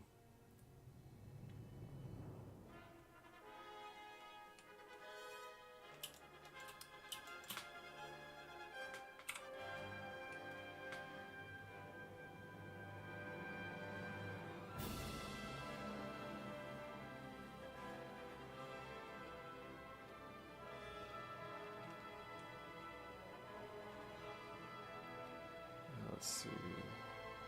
Lately, I've been actually reading a bit more manga. So I was just looking for stuff that appealed to me. I started reading Spriggan, which is a lot of fun. And it's very pulpy, very high adventure with ancient artifacts, kind of like antediluvian world stuff thrown in, which is always fun. So that stuff is great. And then I found at the Second and Charles near me recently the old Dark Horse trade paperback of Masamune Shirow's Orion manga, which is just very strange and very wild. But it has one of his, signature invented worlds with its own system and everything. This one's like built around magic, but also incorporating technology, and it's, very cool. Has a lot of cartoony stuff. Like I really do like Masamune Shirow's like cartoonier stuff when he gets into it.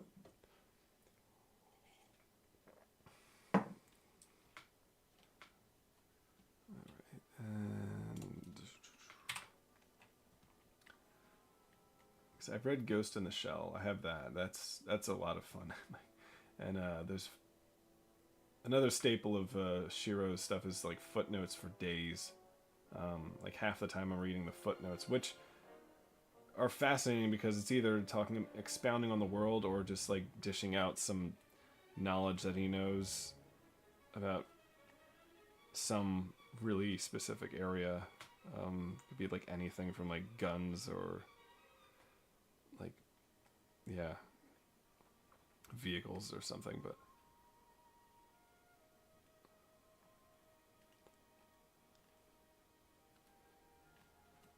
Spriggan, I read the first volume of Spriggan, and I'm probably gonna go for the second.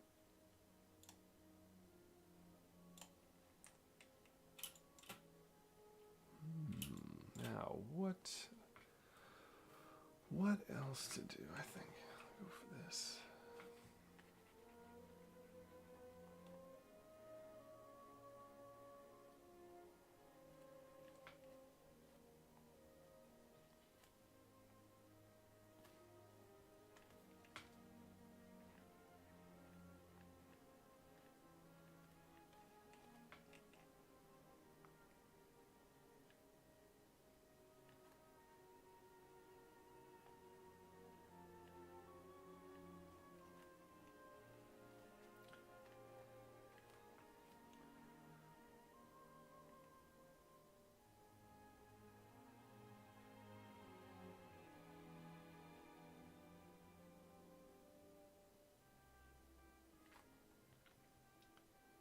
I'm probably going to go till 10 o'clock, and then I'll call it a night. This issue's taken a long time to do because while I was working on it, Eon ran out of a certain type of paper that I usually order from them, and that's when I tried the Strathmore paper, and I had to deal with that for a while. There were several problems with it. You know, it also didn't hold the ink too well, so it kind of smudged, and the guidelines were not lined up with the cutting the paper, so it was a little askew, and I actually had to like correct a lot of them after I scanned them. So anyway, not great. I don't really recommend those, but it took a while, and then I finally discovered I ordered another kind of weight paper from them, which is the 130 pound ultra smooth stock, which I'm really liking.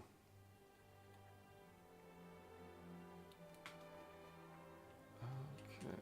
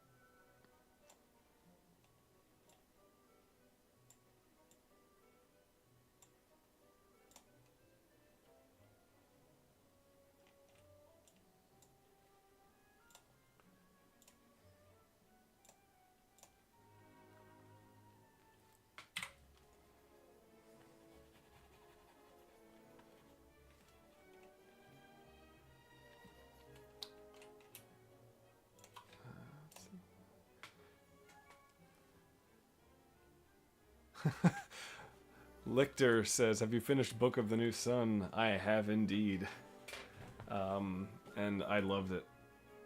Like, I really did. I was a little worried, I guess, towards the end because it was going in a different direction. But when I actually finished it, like where it ended, I was just like, "Oh, that's perfect." Like I really thought it wrapped up in a place where it was just right for the character, and there was a lot of good stuff. I can't wait to go back and reread it.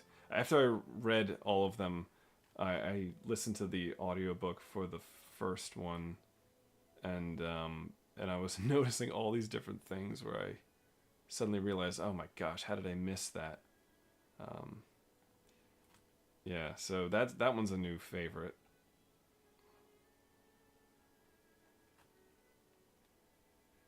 I would say I liked, Shadow of the Torturer, and a lot of people's favorites are like either Shadow of the Torturer or Sword of the Lictor, and I definitely understand why. But there's a lot I'll probably find in all of them that I appreciate as I go back. And my brother-in-law actually recently gifted me The Night, which is the first, I guess half of The Night and the Night Wizard. So I'm looking forward to reading those. Yeah, Gene Wolfe, I've like me and him, me reading Gene Wolfe, we go way back to high school actually, because I was reading. My dad has this book called The World Treasury of Science Fiction, and it's a wonderful book. Has so many great stories in it that I just kind of stumbled upon while I was reading it in high school, and one of them was The Fifth Head of Cerberus by Gene Wolfe, and that's a great introduction to Gene Wolfe because his kind of like signature or just his own way of doing the slow reveal where you start like realizing odd things about the world. Yeah, that one's great.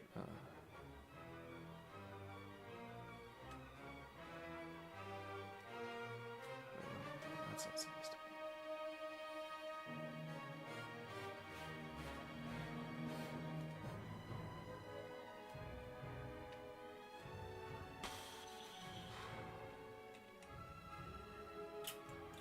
Yeah.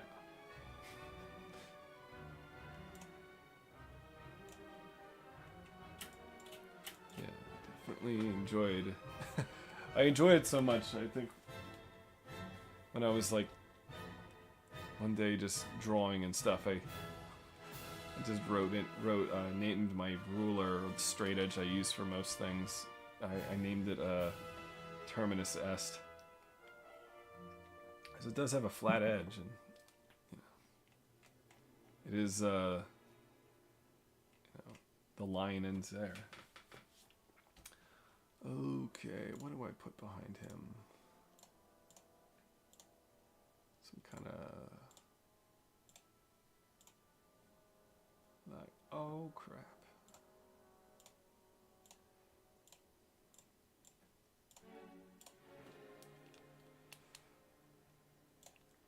That's right, this might be interesting. Yeah. Yeah.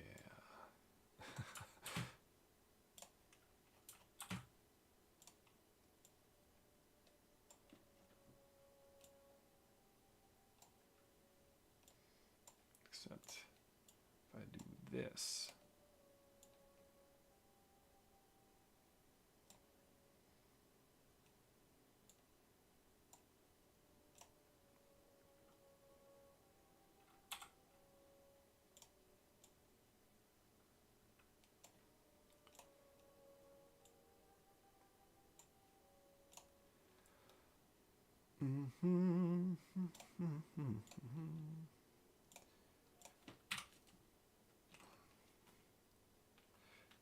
Get out.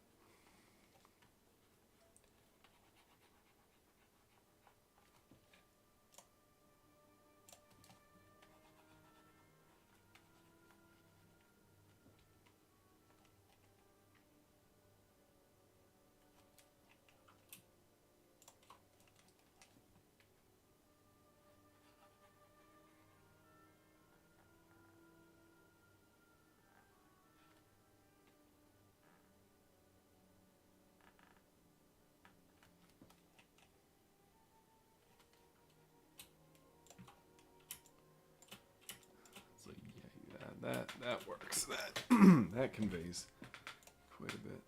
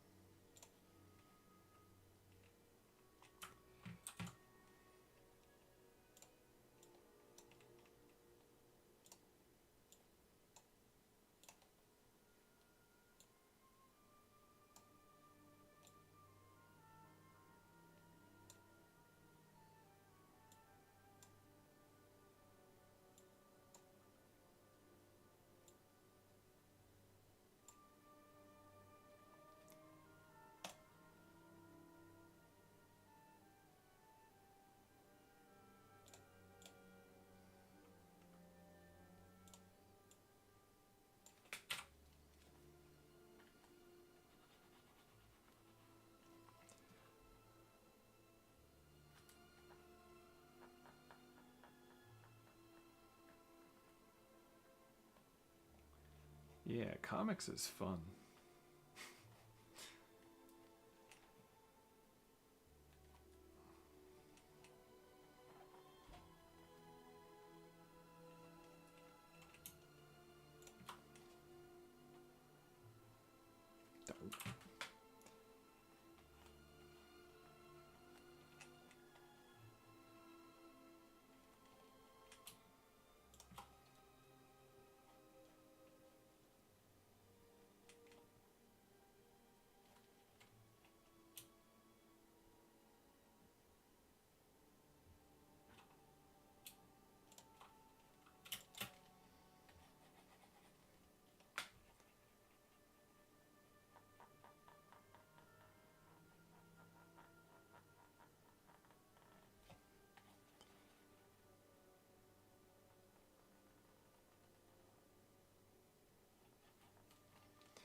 Maybe I'll just leave her completely like her hair untoned for this, just to, just kind of the colors just draining out of her, because the moments become awkward.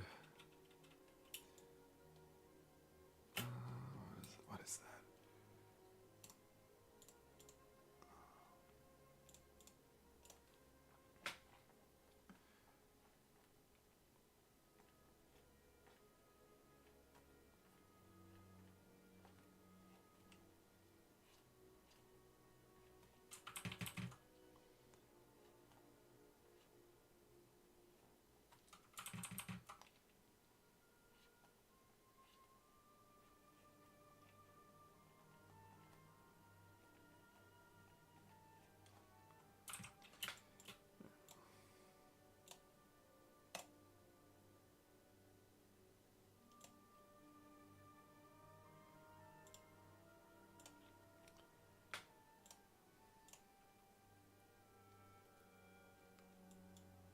Let's see. Maybe I can get one more page done for tonight.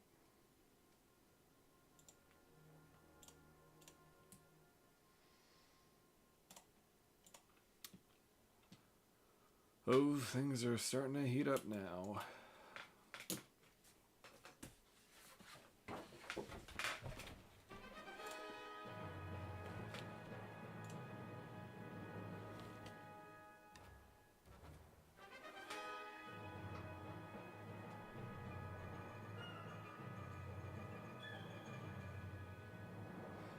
Lecter says, been casually for a few years, respect the niche you fill for generally obscure fantastical stuff. I thought your Mazes series was very well done. Thank you. Yeah, that's taken many different shapes. It's there's like 100 different mazes I have descriptions written out of, and I've wanted to dedicate myself to like illustrating each one, but not right now while I'm working on a big comic project. But yeah, mazes are like all about that. And you said it seems mazes, labyrinths have fascinated a certain kind of man since Borges. Yeah, that's I would say that's true, because reading Borges just clicked with me. Another writer I discovered in high school, just like a really cool English teacher who introduced a lot of stuff. High school, that's where I discovered Lovecraft, and it was a different world. Sometimes I had more intellectually stimulating conversations with students in high school than I did in college later.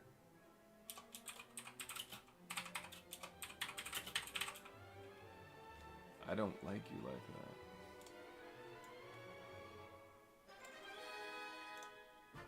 That's not what he sounds like, at least.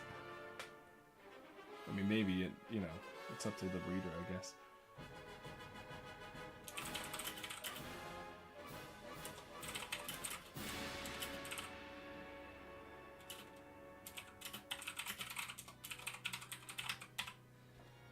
So yeah, he says, before we left, I had a chat with Starlock, and Starlock is this other girl who has a history with Sarah and kind of has a grudge against her because Sarah caused all this mayhem on the moon, involving these sort of cyborg transhumanist like faction. And anyway, it's a long story, but Starlock, yeah, she's basically doesn't trust Sarah in some ways, and so Sarah, who's going by the name Simone because she was trying to like lay low. Well, she ended up on this with this, you know, crew in the exospace. You know, Starlock is now, you know, she thinks that she was poisoning, you know, Virgil against her.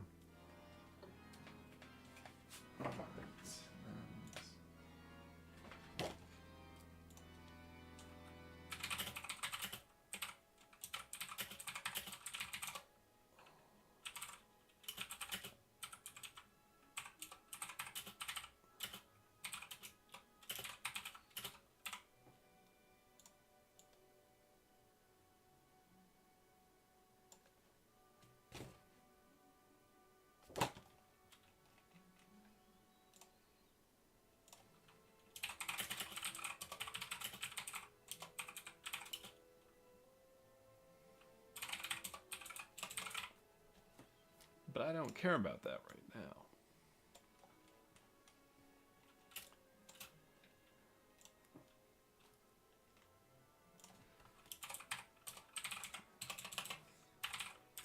You don't?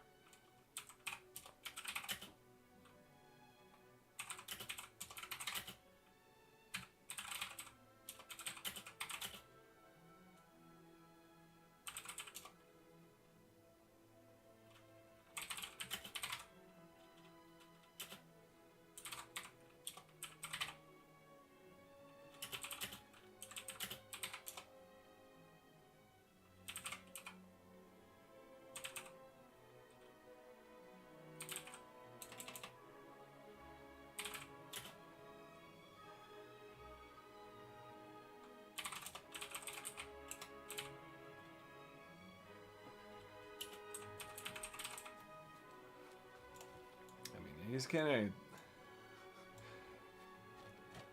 He's characterizing or he's saying some stuff that may or may not be true, but in some essence he's cutting to the truth, so that's getting her more ticked off. And on the next page she kind of,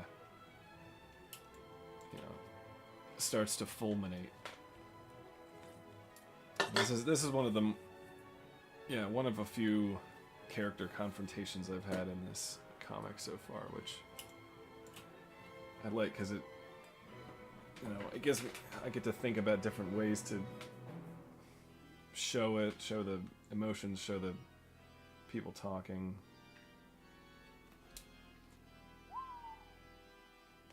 Oh, Harry Henry says, I recently read House of Leaves, still getting through it. And that book also touches a lot on mazes, but that's getting into spoilers. Yeah, no, I read House of Leaves a few years ago. And Lichter says, strange to hear as I myself am a senior in high school right now and have been going through all these raiders mentioned for the past few years. Guess the Maze Man is a new human archetype. Well, I'm happy. I'm happy to be classified that. Yeah. Have you read House on the Borderland? Oh man, have I read House on the Borderland? I loved House on the Borderland. I read that on some very long truck rides at my previous job, going up and to and from New York City. The House on the Borderland, I can just like think of it, recall it, and just feel the atmosphere in that. William Hope Hodgson is he's up there with Lovecraft for me. I mean, in some ways I kind of defer to him for some things. Yeah, he's great.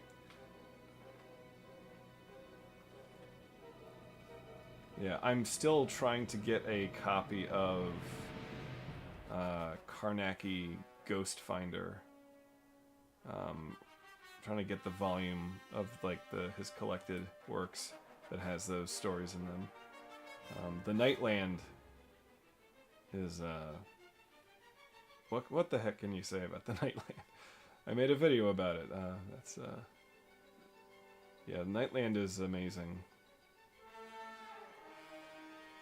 But yeah, William Hope Hodgson's great.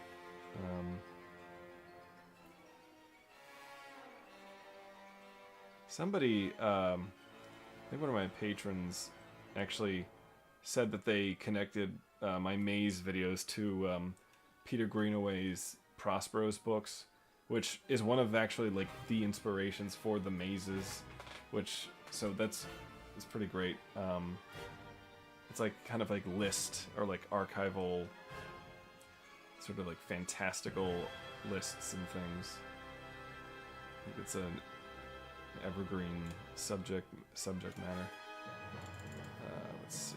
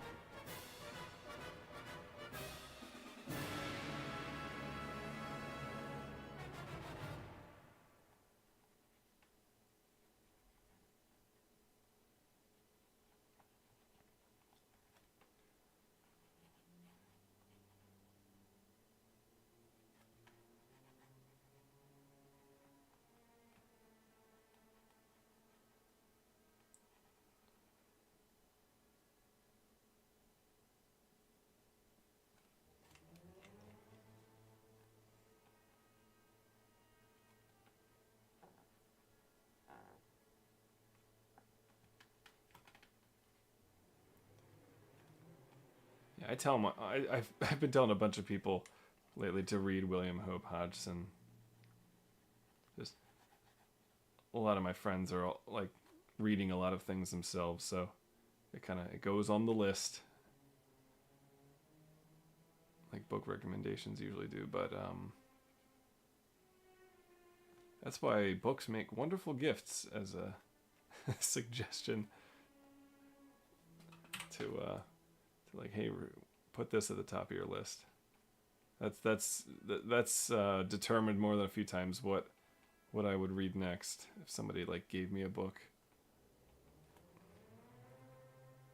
Sometimes I just had to like, here, give. That's how we would Joel and I from the Cinemology 101 and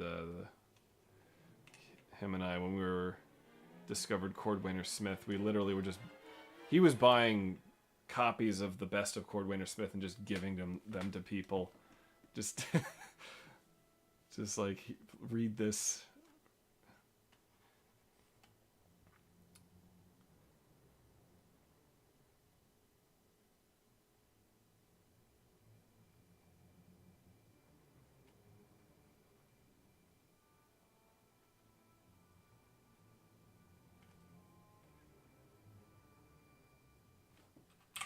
What am I doing?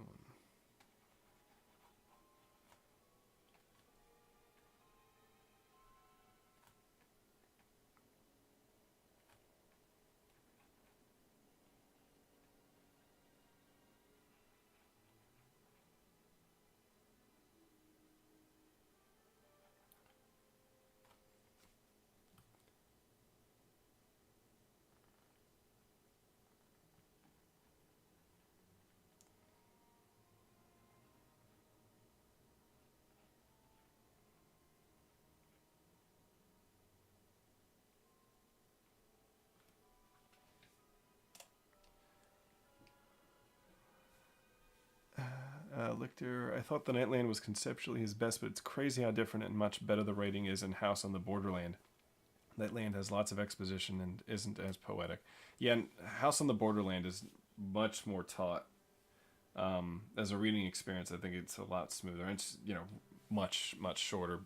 But yeah, that one sticks with you as well. It's like the feeling of like fortifying yourself in a house against an onslaught of an army of pigmen is both terrifying and kind of exciting as like a scenario to think about. Phil says it worked. It's true. I think, yeah, we gave Phil a copy of Best of Cordwainer Smith, and we got another convert. And one documentary later, hopefully there will be many more.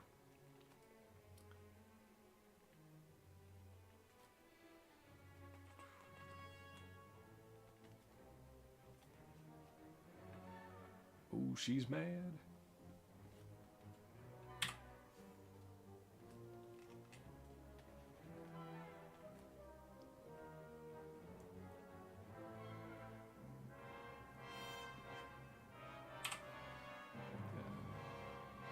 This character, Sarah, Simone, aka Simone, but Sarah Grable really, is the oldest character I have, that one that's lasted the longest, I should say.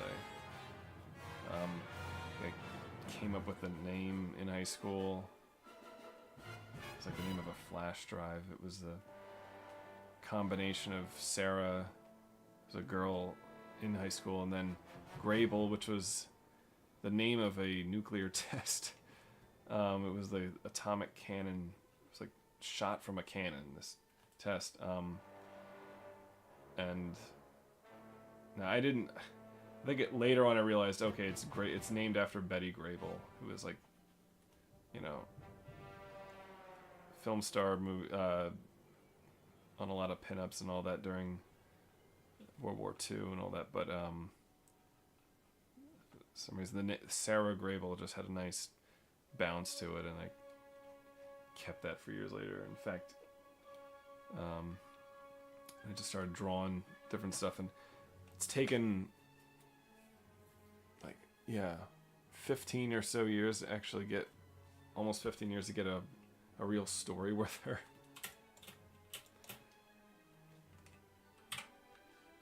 It was just a lot of elements accumulated over time, and every time I thought I was gonna have do a story with her, it just fell apart. But I think when I was making, I just found the right kind of place to drop her, because it often, the personality that I'd made for her only worked as almost like only worked as a very flawed person, but someone who could probably have a good side. I just had a lot of trouble bringing that out.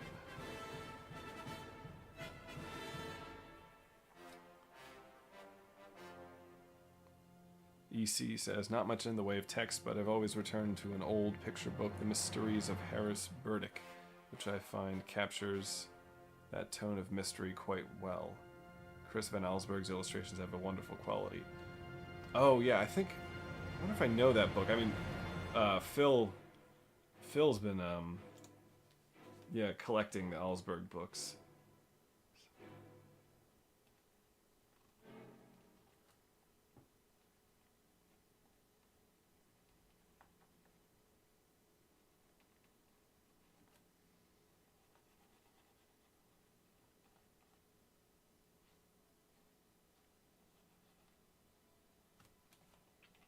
My goal one day is to do an illustration, or actually or even not even that, just have a book of the mazes that I've written the descriptions for, and just have it in a nice custom cloth bound volume, maybe a few copies or something, and whatnot. Just sometimes the book itself is an art object, Oh, 1K5.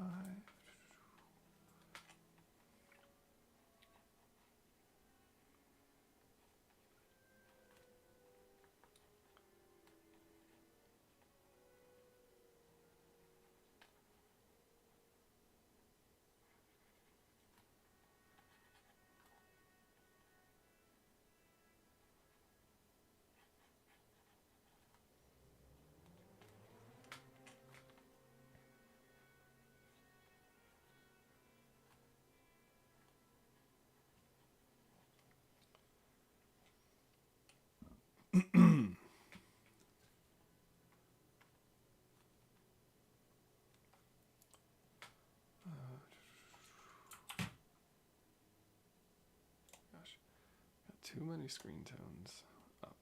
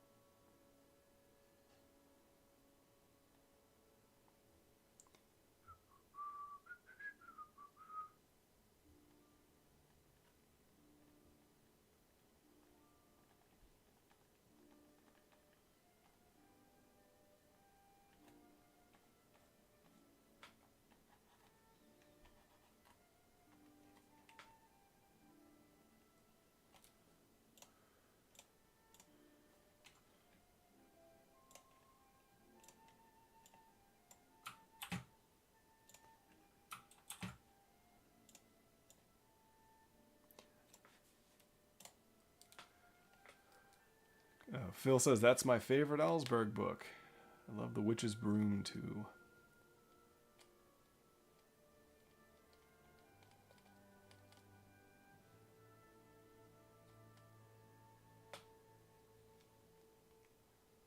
Lictor says, do you have an email or any other contact? I'd like to send you some of my writings if you want.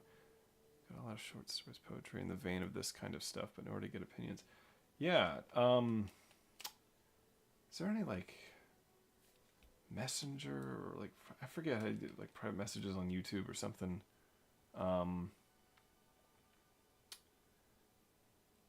If you, yeah, because I'm iffy about just putting my main email up on, is it up on YouTube anyway? I don't know. Yeah, I think if there is some way to message on here on YouTube, I can send it to you that way. If you have a Twitter or Instagram, I can send it to you there.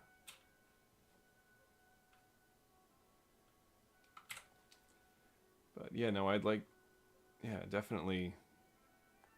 I'd take a look.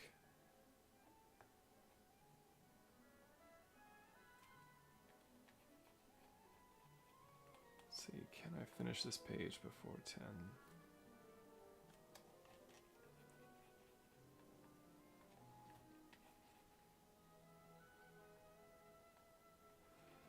Or thereabouts, you know.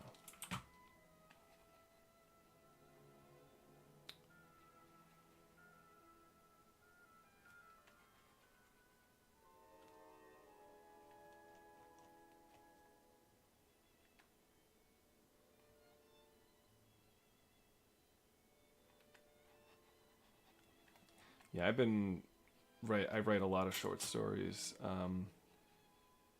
and never got anything published. I mean, it's fiendishly difficult, but still trying. It's kind of it's a matter of sometimes of finding the right market or the right publication, but even then, yeah, it's no guarantee. You really almost have to have like a foot in the door. But you never know. So I keep trying. You don't.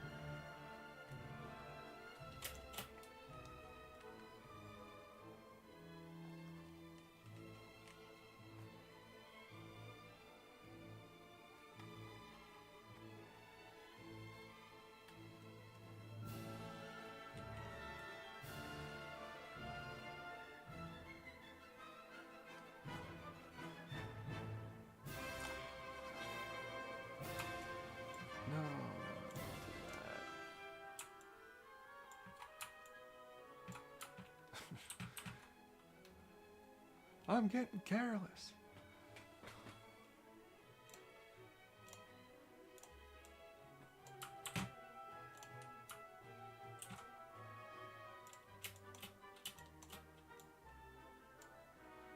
Fill in that section right there. Oof.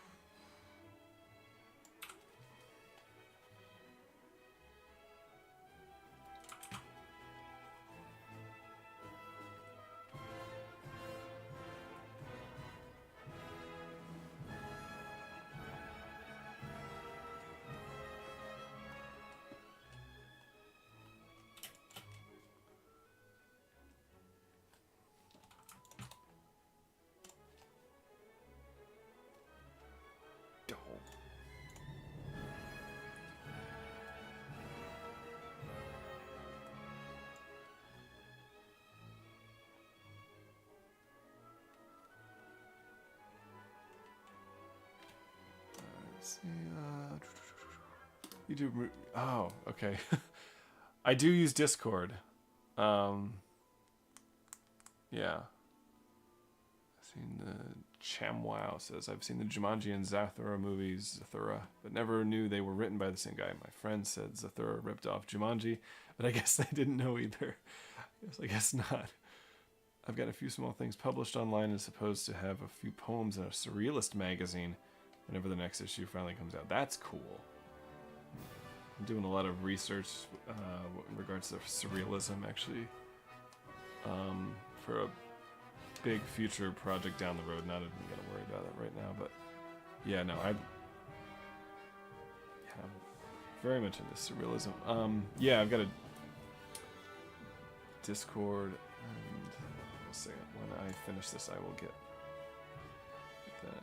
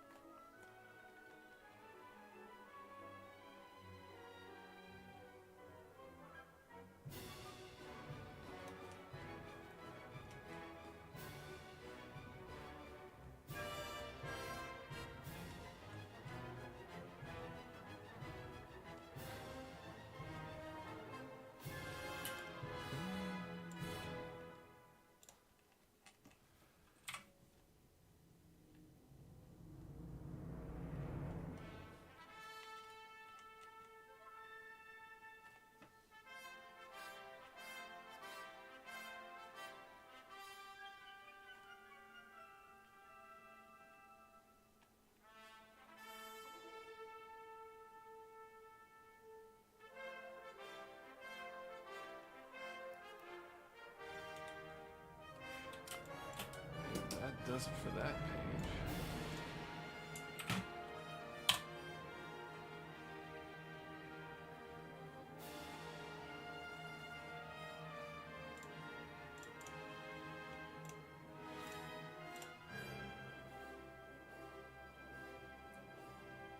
Yeah, right on time.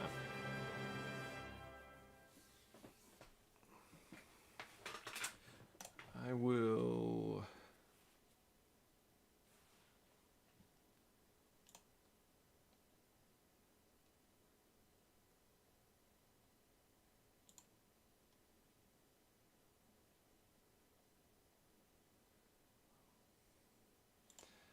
Yeah, so on Discord, I go under this name. So if anyone wants to, if you want to find me on there through that, then it's fine. I don't actually have like a server like themed for my channel, but I float around here and there. Yeah, and then this is very fun, and I'll definitely be doing this again. Let me open up actually some of the other two things I did, and for those who came later. So these are the first two pages from the issue. So this is Sarah. It's a flashback to her father's funeral, and that's when this guy shows up. And yeah, it kind of. Oh shoot! He takes under, kind of like, he's seems like he's trying to make her feel better, but he's, kind of bad news, and leads her into this dark underworld, and other things go on, kind of where she ends up in the story anyway. But yeah, so I'll be doing more streams like this for my before I finish this issue. So yeah, stay tuned for those, and thank you for joining me. All right, Anna. Have a good night, and we'll pleasant dreams.